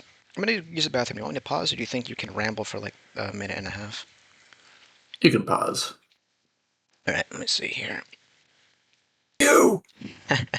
All right, I'm back. So still talking about setting. Um, so you I mentioned a lot of times, like, things that you are going to write are pretty often going to be restrictive in some manner, but you shouldn't let that feel as though you're handcuffing yourself to a certain plot point or what have you, and instead look at it for ways to emphasize certain points by restricting your scope and narrative and things like that. That's something a lot of people, I keep explaining it, not that I've ever gotten feedback like this, but I read feedback other people have on stuff like this. That seems to be something that a lot of people have trouble with, like, understanding when they start writing. They start thinking like, oh, I can add all these amazing ideas, and then by doing that, it becomes a thick, chunky soup that your readers are going to have to delve through in order to actually understand your plot and sorting and setting. And that's just no fun, especially for something like cosmic horror, where it's so integral to have your main character, your reader, either understand as much as they can, or the point of the story is the lack of understanding your reader, and by extension the main characters, and by extension the reader have on the setting. Both of which can only be accomplished by narrowing your scope, and the setting is a perfect excuse, because a lot of writing is finding excuses, a perfect excuse to do that. So take The Thing, for example. It's set on an Antarctic base where there's no one coming to help them. That is Peak setting. integral to the story. Take Annihilation, for example. A movie you should have seen already. I reiterate, do not watch this video if you have not seen Annihilation. It's really important that you watch Annihilation before this. It really is. Helps give context to shit that I assume has implied, like, context, but I've made that mistake before already. I've tried to explain SCP to people who have never, like, stepped their toe in the online writing sphere, like, collaborative project base, and then getting into the intricacies of SCP. I lost them 40 minutes ago, and I didn't realize it because they didn't say anything. Like, if you let me talk about SCP to you, let me know when or if you're lost, or you're gonna be stuck here for like 2 hours. Sometimes you lose me because I know a little bit about SCP. I've read a couple of the stories on the website, but I'm not like crazy into it. So I it's like yellow I ramble and stuff, and I'm like, what is this guy saying? I know 5 separate canons. I know like 20 confirmed doctors. I know, I think, triple digit SCP numbers, as in total. I I can tell you I know I the can popular tell you ones. schisms we've had in the community. Like, I know I can lose people, and if I'm not told, I will not recognize it. Because I may be looking at you, but I'm thinking in my brain of the next point to make. Um, This guy fucking loves SCP. I do fucking love SCP. But in Annihilation, before I forget, the point of them being within the influence of the Shimmer is integral to the story, because they are aware that nobody's going to come in for them. They come in, or they come out on their own volition, or they die there. I would say spoilers, but you surely watched Annihilation, right? You've seen the We movie? gave them warnings. We gave 3. How was the book, by the way? I read through the first portion of it, and then I got caught up with stuff, so I'm gonna reread it. But it's kind of just like the movie so far. They got to the main area, like they Oh, got into the zone. They military have base or talked just about the going. Shimmer? They don't they don't have that build up to the military base. Hmm. Um, the main character doesn't. A big difference is the main character doesn't have military experience. It's actually, I think the anthropologist. No one has names. They're all just their profession. So like the Oh, dude, I like psychologist, that the so much. anthropologist, which I love. Hmm. Um, we know that we're heading to a lighthouse for some reason, and they stumbled across a tunnel going down into the earth, Oh, that's new. which the main character keeps swearing like is like, no, it's a tower. I think like it feels like a tower. It feels wrong. I like Um, that. That's really and so cool. they're kind of going into this tower, and I think they found some fungus or some plant that was growing into I think like words in the English language. And they like That's touched so it and it fucking like good. exploded into spores. So like we're getting to the mutations already, So you'd recommend it, is but what it's I'm hearing. cool. I would definitely recommend the book. It's like I don't know if I'd consider it like a separate canon from the movie. It's It's definitely confirmed. different enough to where you feel like you're getting more from the It's universe. confirmed to be a separate canon from the movie. And I know the movie is actually Okay, very different than the books. So even though we've seen the movie, it won't be the same. I also know that Annihilation interesting. was, there were talks before it released of converting the other, at the time, trilogy, now it's a four-part series, converting the other books of the trilogy into films as well, and then Annihilation bombed in the box office because people don't understand good media. It's a shame because it was bought, like the rights to the film were bought before the book came out. That's how good that the producers and the filmmakers thought it would be. It was a It was. fantastic fucking movie.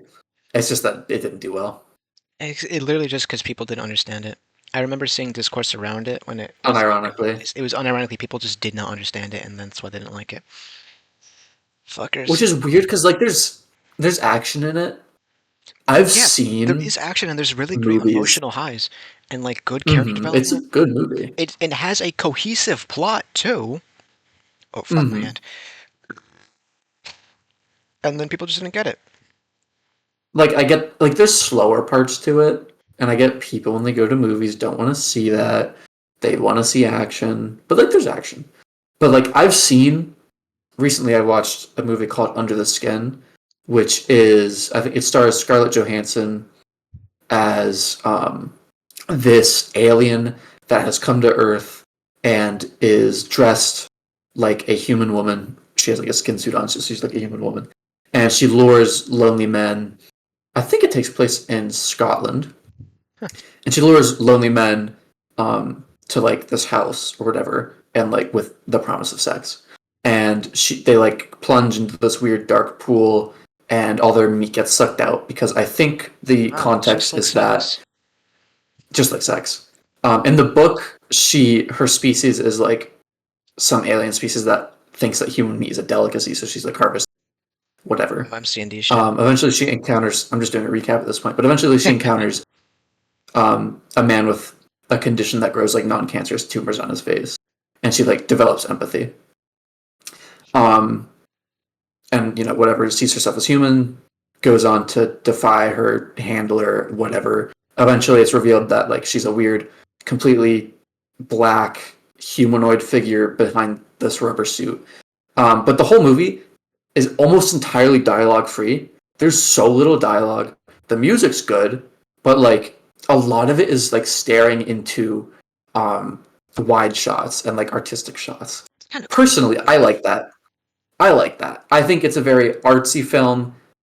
I 100% understand why people don't like it because sometimes it, especially if it's not your jam, it can feel like it's a movie where nothing ever. Nothing And I ever get people happens. not liking a movie where nothing ever happens. Chud movie.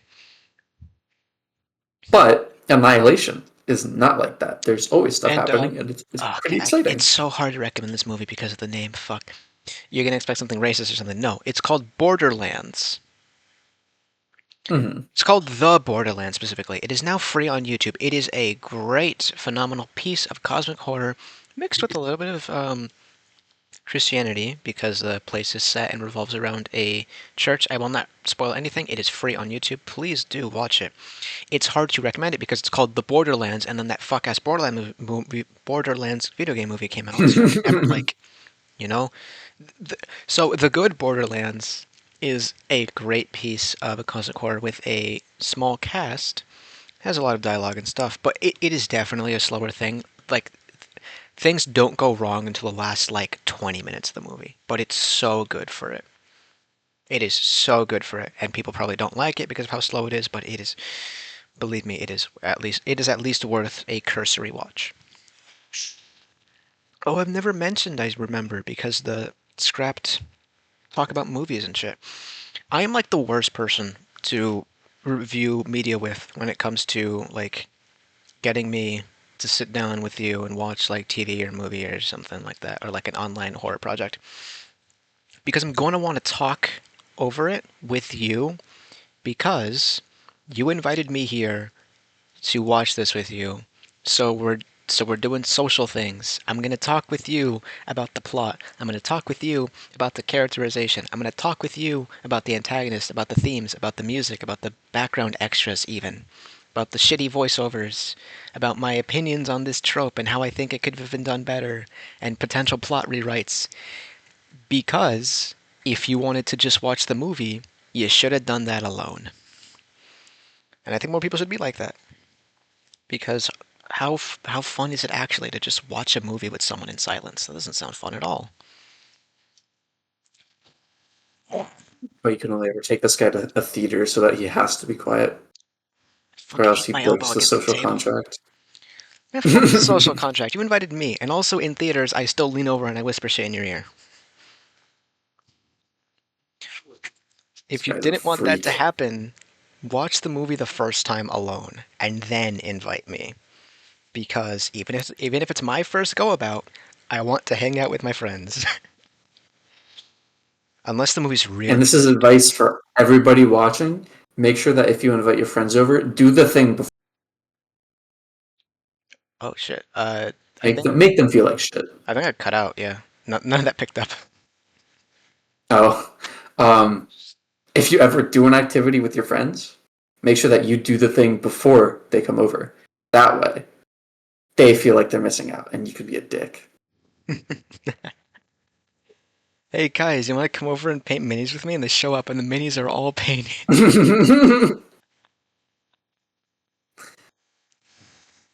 That's Such what a I would dick do. move. You'll do it wrong, so I did it for you. Look, motherfucker. I want to talk about plots with people, and unfortunately, you're people. Let's talk about main character now. So, Okay. we've talked about this a little bit, so we'll just cover it specifically in depth of anything we might have missed, or once we want to hammer home specifically. I think it is best if your main character is. Okay, I know I see this very often in horror in general, not even specifically cosmic. You can look at the fucking Paranormal Activity movies for this sort of character. It's like the I don't believe in no ghost. Everything has a sort of normal explanation for shit. Maybe Oh, I I hate hate those this character characters. because I myself am incredibly paranoid. I got punched in the face by a ghost when I was like 13, so I mean, I mean, like, I don't believe in ghosts, but if I were a main character in one of these if I stories got and I punched in saw the what I face by a saw, ghost, yeah, I'd be like, okay, but like, come on, that's very clearly a real thing. I'm not gonna be like, oh, some guy's pranking me. I can't believe you spent four Like, thousand no, dollars and rewired the entire electricity system in our house to fuck with me in the middle of the night, even though you're at your cousin's house. Oh, you jokester! Nobody does that, and stop making characters that think like that. no. Especially main characters, because you want me to root for this guy. So having your main character actively deny the plot's existence and occurrences for the bulk of the first arc of your story is not a great way to have me invested in your story at all, and only serves to prevent you from getting into your own story by feeling the need for some reason to have your characters be the sort of hard code only things that are logical can be explained like mindset literally only prevents you from doing your own story until you change that character's mind, especially if they're the main character. I can understand it for side characters, I guess, begrudging as it is. Why is it your main character? That's the guy who is my like tunnel into the world. If they're not I think it invested, I can can't get into the work. plot. I think it can work if if your main character is like against the idea that all of this is real. If you have like a side character that's totally like believing everything, and so there's kind of that dichotomy, and the whole story is about your main character coming to terms with like, okay, yeah, no, this is real. and like starting to believe. I think it can work if it's done well. I think usually it's just like I don't know. I It's avoid too the blind. Yeah, I outright don't write those characters because I A don't like them. B, I'm not gonna give someone who looks like and acts like an asshole swag. And C, it's mm, just until I tackle this plot point, I know I can't, if this character's in the room, have the good stuff happen. Otherwise, their point yeah. is gone. Or they die When I first. watched Mist, yeah, that's true. When I watched Mist, I like wojjacked at the screen because the first time they see a monster, it's like a weird tentacle monster. Okay, they're gonna have to go back and they're gonna have to explain it, and no one's gonna believe them. We're going through the song and dance again. But then they go back into the store from like the break room and they explain it, and people are like, obviously, oh, I don't believe you. You're pranking me. Because like the guy that he's trying to persuade is like this judge, so he's the archetype of character who believes in like facts. Um, but then like a couple of people who are like pretty reputable go back and they see The leftover a like tentacle cut off underneath. tentacle Yeah. from the creature. Yeah, and I'm like, fuck yeah, like they have proof. You can't deny this shit anymore. Something weird's happening.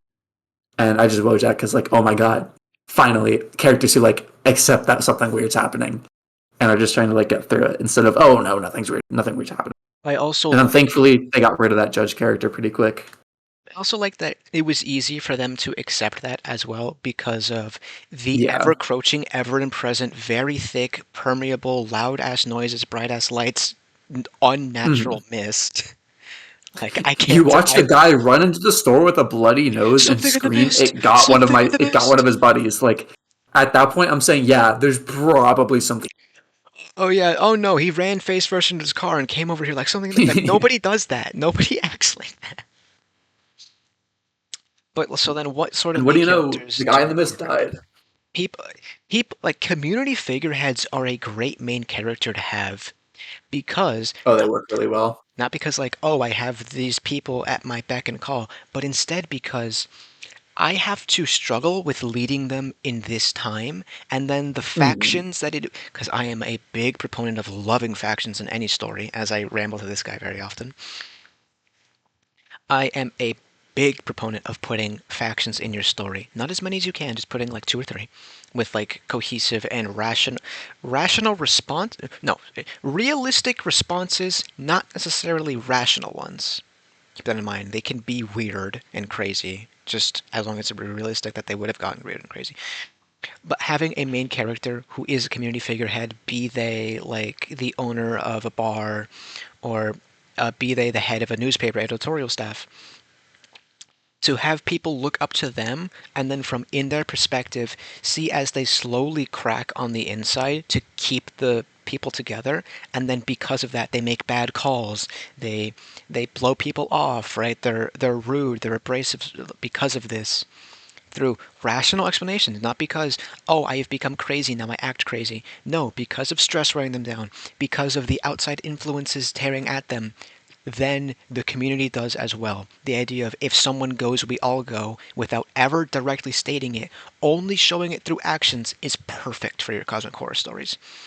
And even then, if your character, on the complete flip side, if your character's a loner freak who lives alone and nobody trusts or enjoys their company, or people go out of their way to not interact with them, and they're your main character, you already have a great setup for the isolationism. And you can even have it where exactly. they're so used to being burned so often, they won't even let themselves let anyone else in because they don't believe that anybody can or will willingly help them, giving you this look into how it could be a story of isolationism with a little veneer of cosmic horror, because that's where cosmic horror shines the most, is when it's emphasizing its themes, not being scary for the sake of it.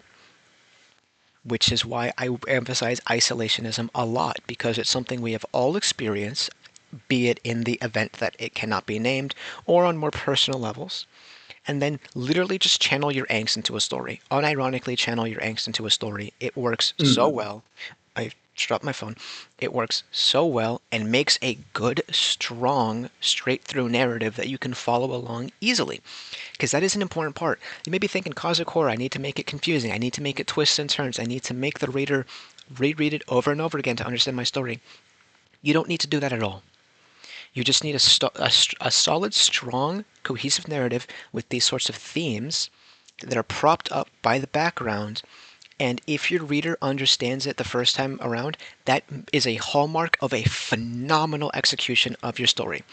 Unless, of course, you're going for, intentionally, the long, drawn out, confusing, heavy subtext story. But those are really hard to pull off, and if you are a novice writer like Mhm. I am, I do not recommend trying it. I recommend instead trying to have your story be as easy to follow as possible, because you can have it be easy to follow while it being a complex thing. Think of a political thriller. Yeah. By the end, you should understand what happened and the pieces that set it into play. If I finish a political thriller and I don't understand why the events happened the way they did, I would assume the author either poorly wrote it or the story was not great at all. The same should be true for your cosmic horror settings, because what do we gain by confusing our audience? Genuinely, we don't gain anything. And that's important to keep in mind when you are making these stories. And that starts with the main character and then ends with the antagonist, which we'll get into now as I mark off It, my. it definitely Unless you have anything to say. helps. It definitely helps if you focus more on the protagonist and the human character and how the story is affecting them and how they're influencing the story, rather than how the spooky monster is affecting everything. Because that's how you go from a compelling story where I'm rooting for this character and I'm like frightened for them to be injured or killed by this scary thing, to where you're going to Lovecraft and Cthulhu's good brother that fights him in a kaiju battle.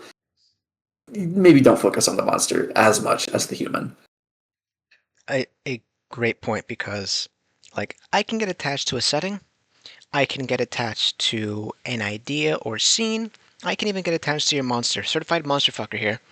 But Hell I am yeah. the most. Hell yeah. I am the most attached to your main character in the plot, because they are my eyes into the story. I Mm. should I shouldn't immediately like them, but I should immediately bond with them, right? And understand that they have clear-cut goals and how, and then because of that, I understand this character. Now I can see how the world and events affect them, letting me understand the world and events a lot better through the perspective of, I know the character, I know how they would react, I see how they are reacting, I understand the causes now. I heard you open your mouth. What were you gonna say? I was taking a big gulp of air. Because he's preparing his next point. I see. I deflate like a balloon because I forgot it. Take your notes. Is there anything you have written down? I mean, I have written down, and I quote, protagonist and their influence slash driving the story, um, which we kind of talked about already. Just like your protagonist should be driving the story, not the monster. Yeah. People want to focus on the monster really badly, but you need to focus on the main character, because human Hmm. brains draw parallels and comparisons to things we understand, which is, oh, I was going to make that point earlier and I forgot. Our human brain wants to make comparisons and parallels to things we understand, ergo, the main antagonist being something that because if we can't understand or make comparisons to it, your brain immediately works overtime to draw inferences and context so that you're not without any to draw from. So don't make it completely alien. Like I said, make comparisons but never the whole. By it being similar to something but never acting properly, like a math equation that does not follow any known pattern or formula to solve. I know that's a weird example for a cosmic horror setting, unless your main character is like an academic or something with Or a a setting of PhD. my fucking life. Fuck you, you're studying engineering. Uh, I hate this shit. or a geometric shape that does not adhere to gravity properly. And I don't just mean floating. I mean literally, like, I don't know how temperature affects this thing, but when it's certain degrees, it just acts differently than it should. When it's certain times of day, it fucking spikes in the ground for no goddamn reason. On certain days of the week, it's just a different color, which means when it's this different temperature, it has a separate effect, even though it's the same goddamn temperature. And because, like, they're drawing conclusions, but that just don't have any real comparison or example, or worse, do have comparisons and examples, but the lead up is wrong, is great, especially from the eyes of your main character, and then you can tie in their job to whatever it is that they're seeing, or like their hobbies to whatever it is that they're seeing. It's great. So I guess we can talk about the antagonist now. In your little planner, your skeleton draft, whatever you want to call it, write down for yourself, the writer, what it is. Never write it in your story what it is. Make comparisons, make allusions, infer things, never say it. The whole show don't tell, but You sometimes don't even telling is really have better. to know what it is either. I prefer when I'm writing to know what it is, so therefore I don't just make an incoherent, inconsistent mess. But I understand like the Yeah. angle of I not like knowing. for my story at least. I knew that I was going to do a whale that's like weird, freaky, gross. Um but at least in my mind it's a whale. To the reader it might not be clear. Maybe it's some dead god. Maybe it's a whale that was cursed by something and is now spreading that curse. They don't really know what the source of it is. They see the physical shape. They see the physical source of this curse that's coming to the town, but they don't really know what like caused it or what's it's coming from. I don't know either. I'm starting the story at the place that I know the story's starting. I don't know what happened before it, and that's fine. That's okay as long as you know like definitively what your goal is with this thing. Snapshot idea is a good like point to make. Is like this is a story that does not start at the beginning. Because the main character has had a life, including the antagonist. It's just now they happen to intersect, and that's why the story's starting. Things have happened in Mm-hmm. the background already, both on the side of the antagonist and the main character. We get to see it now. What's the fanfic trope? It's the 5 times and then the 1 time they didn't idea. I see that a lot. I only read them if it's like my personal ships because I'm not a big fan of fluff or slice of life. But point I'm making here is that could be something a good thing you have in your background of like context for antagonist or main character, whichever one, the 5 times thing happened, and then now your story is the big 1 time it didn't. To Mm-hmm. give you a better grasp of how your main characters think, because your main character is your protagonist as well as your antagonist. They are a main character. Unless they're a force or unless they're an event. I'm a big fan of events. The issue is events are usually a 1 time thing. If they're a regular thing, then it becomes a whole sort of thing. That's why I prefer locations, because locations are just a series of events. Yeah. And I think they are the greatest because locations get wear and tear, locations get new things popping in and out all the time, locations have people meeting and then changing the effects around them. And that's still the antagonist or the antagonistic force or what have you. Or I if, think that's why I like Annihilation so much is oh yeah, because there's not really a sole antagonist. It's just kind of this area is the source of all these things. the Shimmer And is it's so like, good for that. yeah, the Shimmer's really good because there's not one antagonist. There's a bunch. There's the bear. Oh, I love There's the bear scene. just the fact that people are mutating. There's the whatever the hell the alien in the lighthouse. Let's say the mimic Like these are alien. all technically antagonists, but they're also more just a force of nature, just like the wilderness. Like the bear is a wild animal. People changing is just like cancer, and then the alien isn't malicious, so it doesn't feel like an antagonist. Despite still being opposing to the main character or the protagonist. Exactly.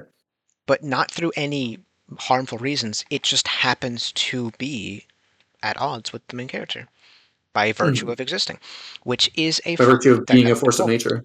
hmm yes, right. The typical man versus man, man versus nature, man versus self. We all love seeing the man versus God and man versus self in cosmic horror. Man versus nature goes understated. That's why I mentioned pagan because of the whole like well, okay, because of the neo-pagan idea of being in tune with nature. Neo-pagans are like one of the most annoying online groups you'll meet. In person, they're fine. Online, they're fucking insufferable. Um, the neo-pagan idea of being one with nature, and then the actual pagan ideas of being one with nature, completely at odds. Shout out to Not, I want to say Daughter of Decay, Hunt Showdown skin. Is that the one I'm thinking of, or am I thinking of Birch Does Something? I have no idea. It's been such a long time since I've seen the skins. It's such a shame they killed Hunt Showdown and the game doesn't exist anymore. It's such a shame that Hunt Showdown ceased to exist after August of 2024. I know. If only. What the fuck did they do to you, man? I hate playing TF2. It's officially been more than a year since I stopped playing. Oh yeah, you remember when I said like, "Oh, I'm gonna boot it up"? Out of... You didn't? No, I didn't. I was playing other things. I was like, I don't know. I didn't have any motivation to play it. A shame. This be the best fucking game around. Take inspiration from the Hunt Showdown lore. If you'd love to read the Hunt Showdown lore, unfortunately they removed the lore book. You'll have to go to a separate fan-made website that relies on donations to stay alive. Look I up. do think that I do think that Hunt Showdown did post the lore onto their official website, Did they? Their but website, their like, official website's hell to navigate it is hell to navigate. But I think the lore is on there somewhere. somewhere. Probably hidden, so it wouldn't be even easy to find. Probably. Man, It's such a shame that they took the why? lore books out during the update that they introduced a new boss.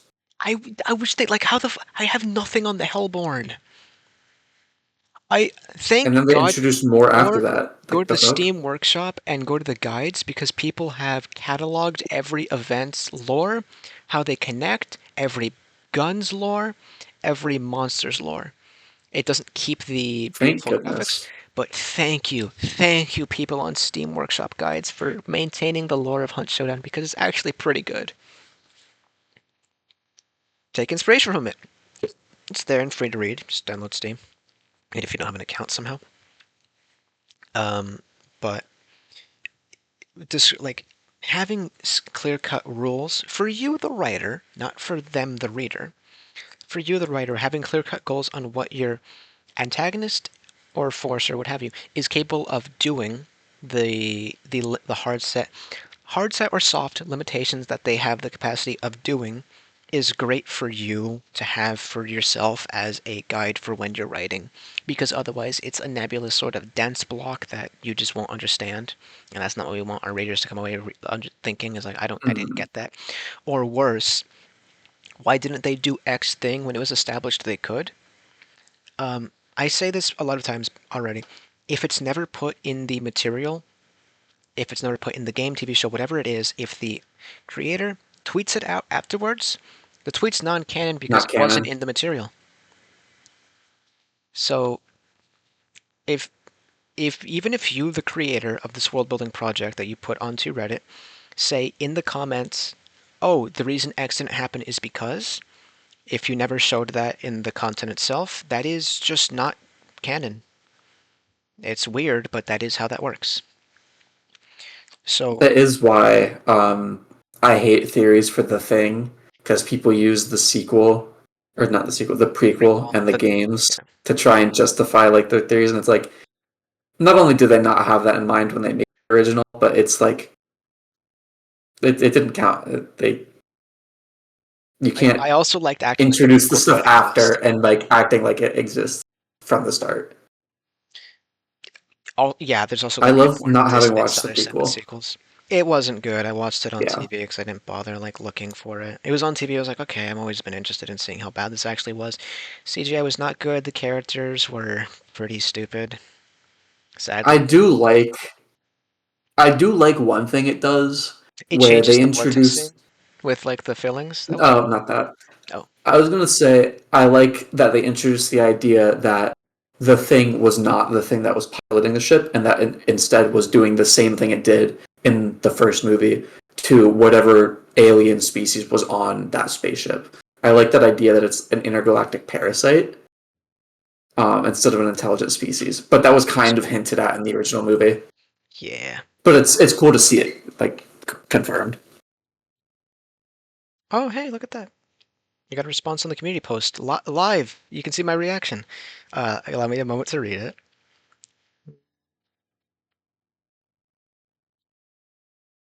Oh, that's very nice to hear. I hate you. No, he don't worry. He only hates you because you commented first. Um, I'm glad to see you got something out of the video. Uh, as well as I'm glad to understand that my side tangents are something that is appreciated on this channel, given that this entire video has just been nothing but those, and also the fact that they're help feeding me into them. Uh, nice. All right, I'll keep the rest of that in mind for the future. What was I saying? Right, you mentioned like the thing, the titular thing itself being the intergalactic parasite, so that gets Here's us the into. thing. So here's the thing. I post the entirety of the thing as a GIF. So I'll get into this point. It's not the final one, but I like this point a lot, so I'm going to cover it here before I lose steam, which I actually haven't so far this episode. This guy's been great at keeping me on track and diverging when I need to. Where is the docs in my phone? There it is. I turned off my phone to say battery again. I was like, oh, where the fuck is this thing? Right. Once again, watch Annihilation. Final message before I steal a line from it wholesale that is phenomenal in the scene it comes from. Final warning, watch the fucking movie. The line, I don't know what it wants. I don't know if it wants, has been in the back of my skull ever since I heard the line in that movie. Genuinely has not left my mind for a single day because eventually when I started being interested in writing years later, towards the tail end of senior year, well, senior year as a whole actually, of high school, I kept that idea in the back of my head whenever I was considering an antagonist or antagonistic force of, I don't know what it wants. I don't know if it wants. Because we as humans, again, our brains love to draw comparisons and make inferences and stuff like that and compartmentalize. So we're always going to inherently, even if we're not aware of it, anthropomorphize or throw human characteristics onto this creature no matter how alien it looks or acts. By it being different than us, it fundamentally does not want or understand wants the same way we do. Emphasize that as much as possible. This is an alien creature to us. This is a force of will. It might outright not want anything. Like the Shimmer, presumably, doesn't, outside of wanting to live, the base instinct we all understand. But as humans, with the free will we've been given and the human rights we've experienced, have a fundamental disconnect with that now. The want to live is now the want to live comfortably, as opposed to the animals want to survive at any means necessary. Of course, not implying that they'll fucking throttle you for your skin, right? The Shimmer is never outright malicious like that. It just acts like an animal would. It would run away if threatened. It would attack back if threatened. Potentially flip-flopping between the two because it's alien to me. I don't know what it wants because it acts like nothing I've ever seen before. Even within the same instances of the creatures, it acts differently. The bear beforehand was stalking and then finally struck when Cass wandered off too far alone. And then it was outright predatory, walking into the house where everyone was around, looking for more prey actively, even if it wasn't the greatest at it. It literally swapped its behaviors once it got the first kill to assimilate more, with the whole skull fusing into her, the voice stealing, things like that. And I don't know what it wants, because genuinely, why the fuck did it do that? Not like, why did he do that? Oh, that was stupid. No. Explain to me, why did it do that? I, and that's not for me to understand. That's not for our main characters to understand. That's only for it to understand on the pataphysics. It is a sentient, thinking being that understands its own wants and needs, even if we will never understand or get it because of the medium of the story. That is so important to understand when you're establishing these antagonists or antagonistic forces or what have you, because although the story is brought to life by our main character, it lives and it dies on what it opposes. And if what it opposes is either too simple or doesn't prop up the rest of the story with the ways it thinks or the ways it acts, then at that point you should restructure your entire thing or just scrap it. Because this is the thing to get right. You can fuck up the Yeah. descriptions of the monster. You can fuck up how important they are to the story. If you fuck up what they want, the reasons they do it, the whole story was moot up to this point.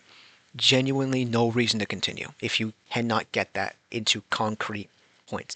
It can even be as simple as a bulleted list for yourself, but have it down so you don't deviate from it. Because the moment you deviate from it, the illusion is broken, your audience will see it and understand that the story will fall flat on itself. The same way, like, if you're here's a way to explain it. If you're playing the newest like single player game, you've been enraptured by this story, but then a game breaking bug happens where two interior cells are within each other.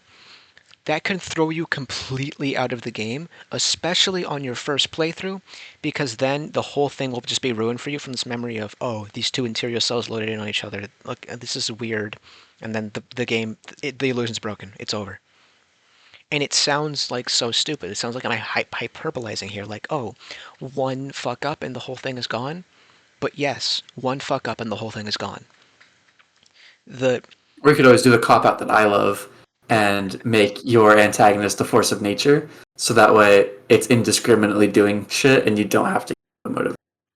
even I still, love even still, I not think giving things forces. motivations. I even still think forces of nature still have some sort of thing where by not having a motivation, their behaviors are Yeah, still they still have a pattern, even if it's not one I can it's still get. coherent. Yeah, that's the biggest thing. Is like even if it's something fucking weird and stupid, so long as it is coherent and it sticks to it, unless of course the point is it doesn't stick to it, etc., etc. The input tagline here, but keep it tight. Otherwise, it's just fucking pointless. Hmm. Uh, I talked the most for that point. If you have anything to say for that. I think you covered it pretty well. I mean, I think the big thing is just make your antagonist or your force coherent. You don't want, if you've established this thing to like mutate people's body in this way, don't suddenly change it to be a different thing. If you've established it like in the thing to be a shapeshifter, don't suddenly make it have some effect where it makes people go mad. Stick to what the thing does, kind of have a smaller scope, just make it make sense. That is the most important thing, especially because people always think cosmic horror, ergo I don't need to make sense. No, you need to make sense. Like absolutely need to, Mm-hmm. otherwise this whole thing is it's over. The last points I have are the tropes, if you'd like to end with that, unless I haven't covered one of your things yet. No, that works. Oh fuck, I dropped my phone again. Jesus. Alright. I have 2 points that are tropes, which should have been the same point, but I like immediately hitting enter and then whatever my brain thinks of next I type in. I have tropes parentheses negative, tropes parentheses positive. I added those in post. Originally it was just tropes, and I, as the person writing it, understood. And then I sent my notes to my friend there, and I was like, oh, he wouldn't get that. I'll quickly put parentheses here to explain my thought process a little bit more. So, tropes is a dirty word now, the same way isekai is. When you say tropes, you immediately think contrived, trite, overdone, things like that. Please stop thinking like that. Tropes are there for your help. We love enemies to lovers, but we hate whatever blank type of main character. Why is that? Is that because enemies to lovers is somehow not a trope? No, they're both tropes. It's just like people tend to do them better. Though they really don't. If you sort by enemies to lovers, the amount of enemies to lovers, I don't know why. This is not even my favorite like kind of story. It's just the easiest to draw parallels to. I don't know why I keep doing it. If you sort by enemies to lovers on AO3, the number of stories that are like, oh, they were enemies because of a misunderstanding that is cleared up 3 chapters in, and the rest of the 70 chapters is just wholesome, fluffy slice of life, pisses me off to no end. They are enemies to lovers. Really hammer that home, asshole. Or just be I self-indulgent think smart, because admit it, that's what you are. I think for cosmic horror, at least tropes don't Oh, matter a right. whole So we're lot. talking about. The topic. I don't think tropes matter all that much because I know there's going to be a lot. I think a lot of the tropes come from the aesthetic and like the setting, and so as long as your antagonist or your force is some unfathomable thing, you're kind of hitting the trope. It doesn't need to be some weird tentacle monster like it was inspired from Lovecraft. Cosmic horror does have a lot of leeway with can work in the genre, You cut out Cosmic and Horror so I leeway think with what? with what it can work into the genre. So like what enemy you can have, what setting you can have. So I think it's the easiest to diverge from things like Lovecraft, and it's easiest to diverge from those tropes. Um, and that's probably one of the reasons. It's so easy to diverge from those tropes that when I see those tropes over and over, it makes them kind of worse than other tropes. Just like I'm tired of Cthulhu, and the fact that cosmic horror is the whole scope is that it's a huge scope and it's some unknowable thing. There's a lot of room with that. It's not where you need I cut out. It's not a slasher where you need like a guy who's doing this thing and you have to stick to that human who's killing people. It can be anything you want. So why do the octopus guy coming out of the ocean again? So that's a I agree with that, but I tend to I've done that so far in a lot of my videos be like, "Oh yeah, stop being afraid of tropes and instead embrace them because there's a lot to be gained from letting yourself have this sort Yeah. of through line." But I do completely agree with you. Cosmic horror is not an oversaturated market, right? There's not a lot of cosmic horror, but with the cosmic horror that does exist, the tropes are definitely oversaturated to the point where we're just constantly redoing what Lovecraft did, but poorly, which makes me want to tell you to break away from that. But on the other hand, having this skeleton to follow through is a really helpful tool. I guess because I tend to like think of it from the lens of like I'm talking to novice writers too, because those are the guys who usually seek out advice and things like that. Unless my Mm-hmm. charm has captured you somehow, don't know how that works. But that's why I sent out the community post earlier. Is like, when you guys listen to me, what do you listen for? Uh, I listen for your voice. because he It's knows soothing me. when I cook. I do know you. I am his background audio for homework and cooking. By the way. It's nice. It's lovely. Oh, that's a good point to mention. I love. Posture check, everyone. Check your posture. Drink water. Do not let the sub 100-pound complete failure of a man be healthier than you.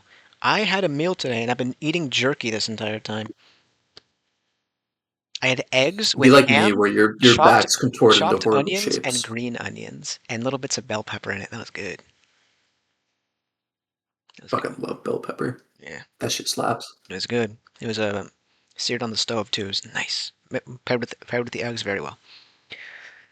I did love cooking a dish like a couple weeks ago, and just hearing you say that you were a monster fucker, I did appreciate that. Oh Made my my day. god, that's when you heard that?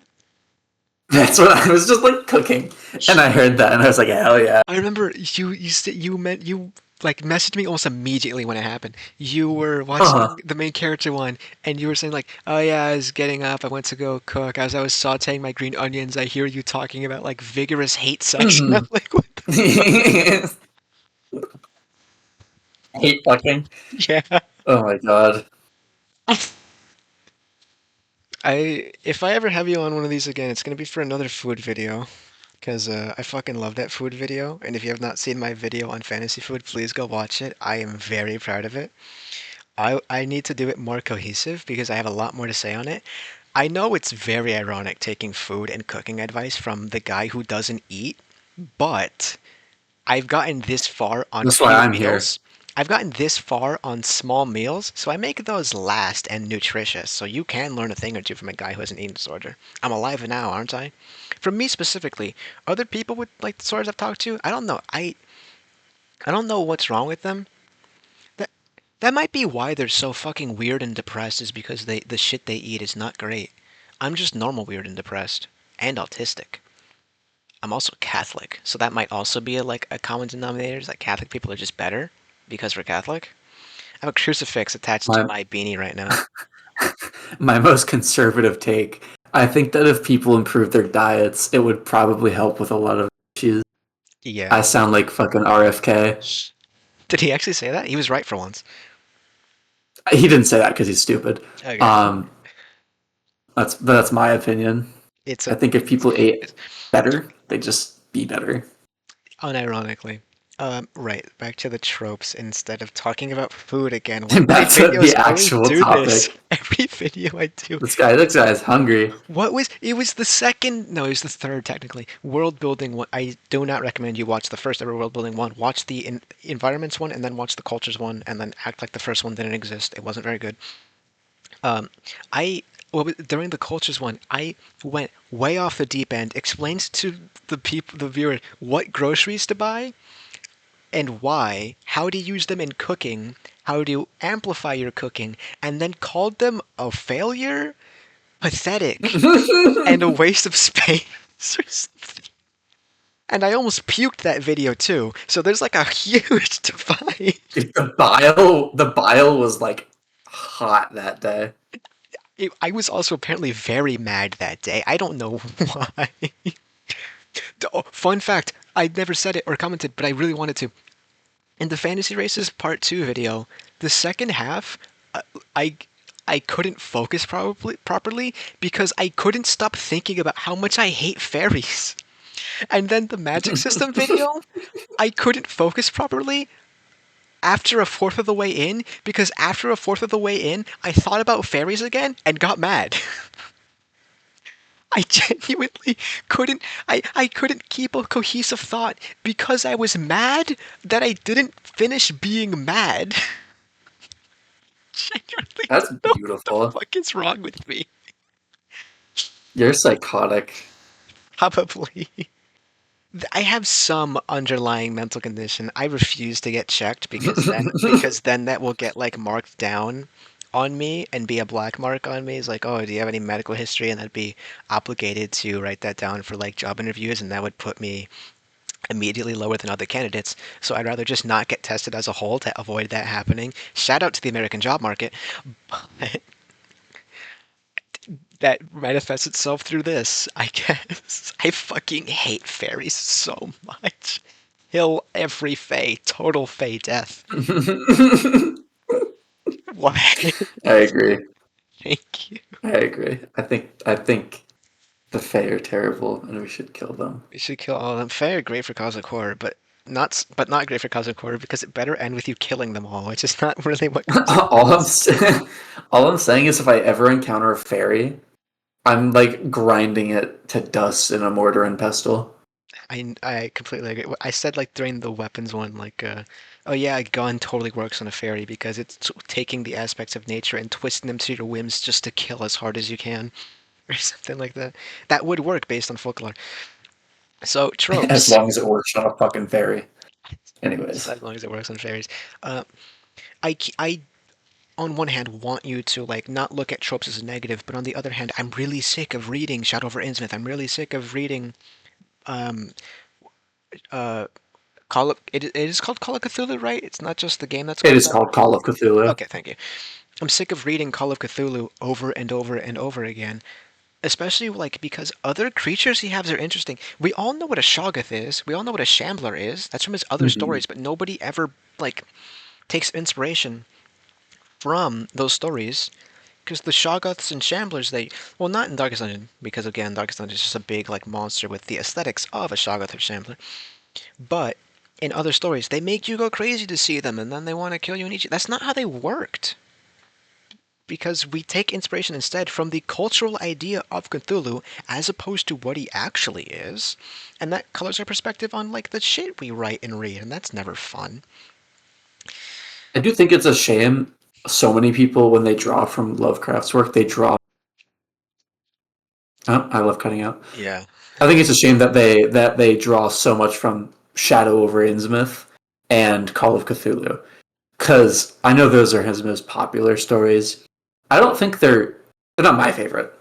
My favorite Lovecraft story is definitely The Color Out of Space. I love the force of nature aspect of it, but I think that's such an interesting idea, and it definitely inspired Annihilation, which is probably why I like it. No, But it's it's such an interesting idea, and I never see anybody copy that one. Copy Cthulhu. I'm also just sick of them being large. Your I this Yeah, this is my most hated trope because of like what I mentioned in the giants section of the Fantasy Races Part 2 is like Your foe being 3 times your size, you can't do anything about that, really. So I think that's when part of they're it, the though. size of a mountain, I'm really upset because like I can't do anything about this. And also I always mention when the stakes get too high, they become ridiculous because I can't keep up. Hmm. And this is absolutely a personal issue, and I mentioned it before. I am completely and utterly incapable of estimating. I do not understand how to gauge height, distance, temperature, time, or size, or volume, or weight. I don't get it. I can't tell someone's age. I can't even really like understand prices of things in my head because I'm bad at estimating shit. And so when they're the size and scale of the events are too large, I literally and physically and mentally unable of understanding it. That is my unexplainable horror, is just like big things because I don't get it. I'm I not think agoraphobic or the fact that megalitophobic. they try to do big things is part of the horror because it's big. So like, how is it so big? It's explainable. It's so weird that it's so big, but it's like I don't know. Little That things are unexplainable too. that's my normal though. It's like how is it so big? Not like, oh my god, how's it so big? Yeah, It's like, no, how is it so big? I don't understand. I don't know how big my house is. it's probably house sized. Yeah, but like, how big is a house? I don't know how much people. I've mentioned before to you very often, I don't know how much people need to eat. I genuinely do not know how much people need to eat per day. I don't. Yeah, I don't know the quantity. I can't I understand it either. I have assume one a meal a couple day and pounds. assume that's fine, but like, I don't know if that's I assume true. the average person will eat maybe. I don't know. I don't know. Maybe 4 pounds of food a day. That sounds. I don't know how much a That seems pound is. excessive. It's like a loaf of bread. Is it actually? But I also wouldn't eat 4 fucking loaves of bread in a day. I think a loaf of bread is a pound. I'll believe you. Uh, but like other tropes, I'm not fond of. Again, to emphasize the hard-boiled, everything has a rational explanation detective. The This one is a trope I like. Is the standoffish or outright hostile small town individuals. That one is great for your story. Please use more of that actually, because those only help your story by boxing in your main character. Again, I really want to emphasize isolationism as as a theme in cosmic horror as the best theme in cosmic horror to do because it's so easy to like understand, and there's so many different angles you can take with isolationism, both for for beginning, middle, and end. The different ways it starts, ends up, and the paths there lie within. It is perfect. Please keep doing more isolationism.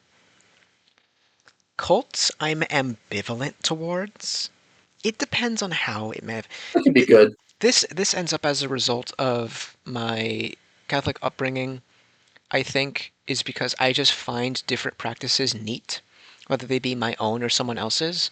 Of course, when you're doing child sacrifice, that's like, okay, I understand that's bad. Tell that to a Twitter communist. What was they saying, like killing the Romanovs or something? Everyone at the time distanced themselves from that. Every Twitter communist, when that was like a thing going on, was like, they needed to happen for the revolution. Dude, they killed children. That's bad. But you see, it's my ideologies doing it, so therefore. But if they're immigrant children, Oh my god. The left leaning in you swapping the second you mention any other ethnicity. I have I have been I've experienced that because people assume I'm white. I have experienced that in person. Wow. The shit they'll say to just mm-hmm. right to you. It is Absurd shit. it is incredible the things people will say to you. All for saying I don't believe cartel members are people. Because I'm correct, and It's I a will never fair take. change that stance. Cartel members are not people. Keep that in mind. So if there's a cartel in your story, please have them be killed in the most brutal way possible. I give you full support as a Mexican. what is the quote? To you Westerners, this is a grimdark world. To anyone in Latin America, this is just daily life. And that was an earnest quote. And then I squinted with my eyes and I was like, oh wow, I see it. Talk to a Filipino person. They're so messed up. Anyone from Southeast Asia, they're all so sad. But I got off topic. Yeah. Um, and as for tropes like that, I think you can continue using is, um, again, loner main characters. I would like if you want to diverge from that again, figure of importance main character, again like newspaper editorial staff, barkeep owner, hotel person who Or runs a do hotel. or do both at the same time. Oh yeah, Like the main character in the thing, he's the helicopter pilot, so he's got a little bit of authority. But he lives in like his own shack separate from everybody else, so he's kind of isolated from everybody. that helps And then the when leader like idea too. Is like because he yeah, owns and every then when things conversations. start going, he's like looked to as the leader. Mhm. Even more so than the So he's actual. both an outsider and a leader. Yeah. I'll leave you with this final point, unless this guy has more points to add on after that. As I mentioned in the SCP video, I don't think MTF are these cool, badass spec ops guys who get the job done no matter the cost. I think that's mega lame. In terms of people who are unprepared, the MTF just happen to be the most prepared. I want you to ruminate on that. What I'm saying is, although I do understand the perspective of they cannot be resistant to weaponry they do not know even exists, I am sick of seeing military triumph over unknown horrors because I think that is very personally lame. Again, I do not care about the newest inline fighter jet or the newest inline rifle tech or EOD kit or whatever. I'm a logistics guy. I think that's cool. I think logistics are the sickest thing you can focus on in a story. Whenever I see these SWAT members or Spec Ops members or what have you being cool, calm, and collected in the face of unfathomable horrors, even as the civilians around them go crazy and self-harm, it's like, heh, it's just doing my job, kid. I cringe so hard, and I cannot tell you the amount of times I have backtracked from a story after seeing that's my main crew. I hate it. It is genuinely like the worst thing ever because that's suddenly not cosmic horror. That is outright just not cosmic horror unless they break. And they break fast. They're the best kinds of characters to break, actually, because of their close knit community and like inherent like I believe in my crew sort of idea. So when someone breaks of this world-oiled machine, things go bad quickly. If you have to, for whatever reason, you're at gunpoint or something, or it's a writing contest, if you have to insert one of those groups or main characters into your story, have them break. It only helps. I don't know if you have any final points to give before I end this. I'm just kind of on the military thing. I definitely love when the military is not incompetent in the story, and I get the military being there at all can detract from the cosmic horror, but I do love just like a nuke would take out Cthulhu, at least his physical form, pretty Because easily. radiation kills all. Dude, the shit that we have cooked up is our own form of cosmic horror. Like, what the fuck did we do when we made a nuke? We made this thing that explodes and gives you cancer For and just centuries. irradiates an area forever. That's terrifying.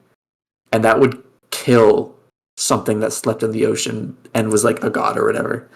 But also, being able to just nuke the horror, it ruins the story. So I get why it never happens. Never, But I never think it's forget totally, if it Super. was real life, Never dude, forget that shit's Terrifier. terrifying. Again, the drones sent in to scope out the elephant's foot. If you look this up right now, all you're gonna see is like drone strikes in and around the Limansk area and oh man, I and the Pripyat area. You're never gonna actually find the drones they use to scout out the elephant's foot in the reactors because modern war is more important as compared to radiation history for some reason. Although I do Slava Ukraini. Um, when we used drones to scout out the elephant's foot and like the areas within the reactor, they didn't even make it to the elephant's foot. They died in 2 hours. Radiation kills Mm-hmm. technology. Keep that in mind, especially. That is very important to know. Radiation destroys technology. It will not function afterwards. Chernobyl's Even fucking even our terrifying. artificial suns cannot last. which is why all sorts of satellites in the air are radiation shielded, and if that shielding Hmm. goes off, like, okay, it's over. That's why solar flares are my favorite post-apocalyptic setting, so that way I cook all the tech I don't have to care about. I saw a post that was like, the sun is the closest thing to a cosmic like horror entity we have. It's this giant, unknowable, aged thing that has existed long before us and will exist long after us. It has a definitive age. It's just so old it doesn't matter. Um, That's the way to look at it. if we I like stand looking if we at it. stand out too long, it gives us cancer. If we look at it, it burns its. Um, it sometimes lashes out with weird fires and it fries our technology like that. Yeah, this one's scary. I like that perspective, but I also like, again, I'm Catholic, and then like the whole light of God and love of that, all that. I love Yeah, thinking about it as like just a great big protector in the sky, keeping us all alive. That's just another way. I fucking love thinking about the sun like that. Walk out into the sun and feel the rays on your body. Oh, it's amazing.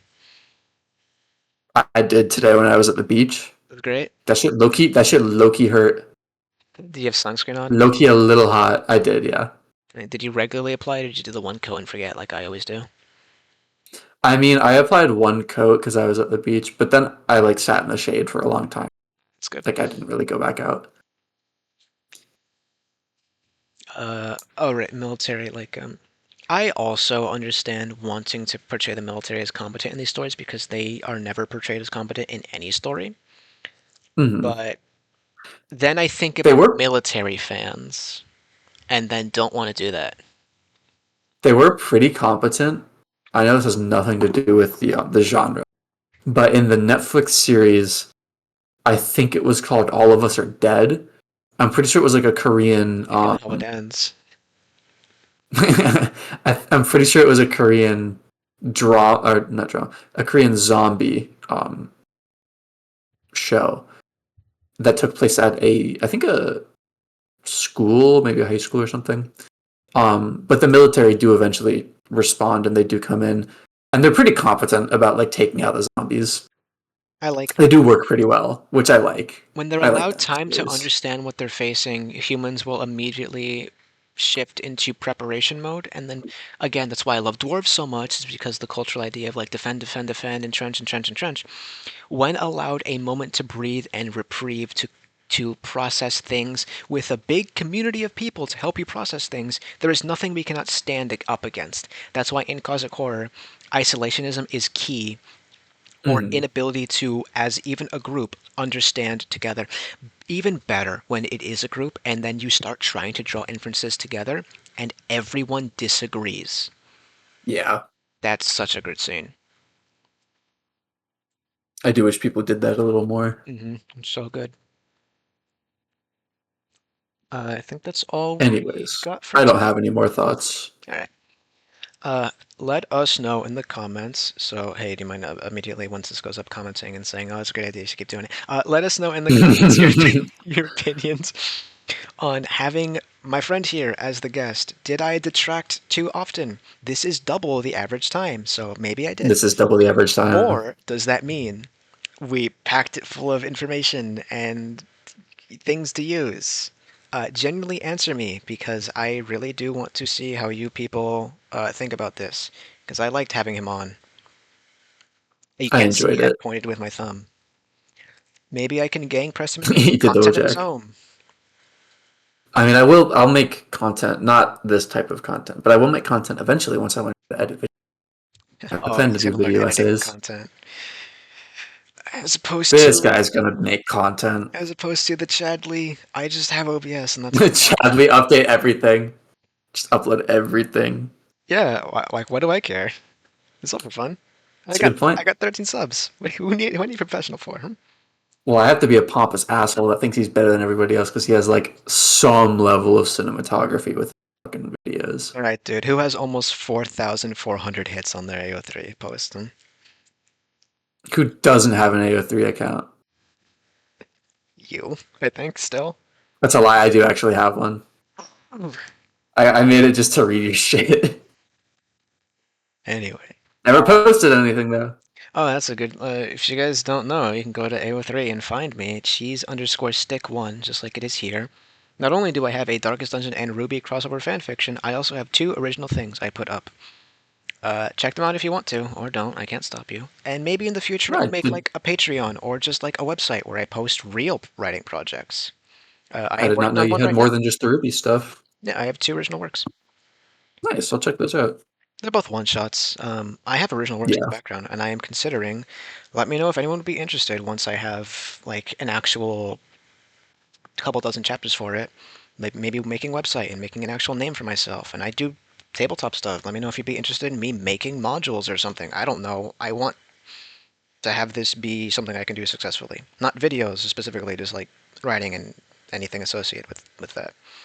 And I guess you guys are my guinea pigs. So uh, I'll leave that here. Do you have anything you want to plug? Because I don't care. You can just like promote yourself. I don't have anything to plug yet since I would plug all the super cool video essay ideas that I have, but there literally nothing's been done to like make those, so Okay.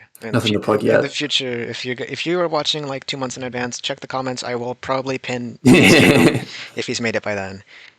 I'll plug it in the comments myself if I have to. I'll pin it later. Uh, I guess let me know what you thought about this. Let me know if you're interested in cosmic horror, and I'll see you next time then. Say goodbye. Later, guys. Let me know if you want to, I don't know, draw and quarter me for this video. See you, freaks.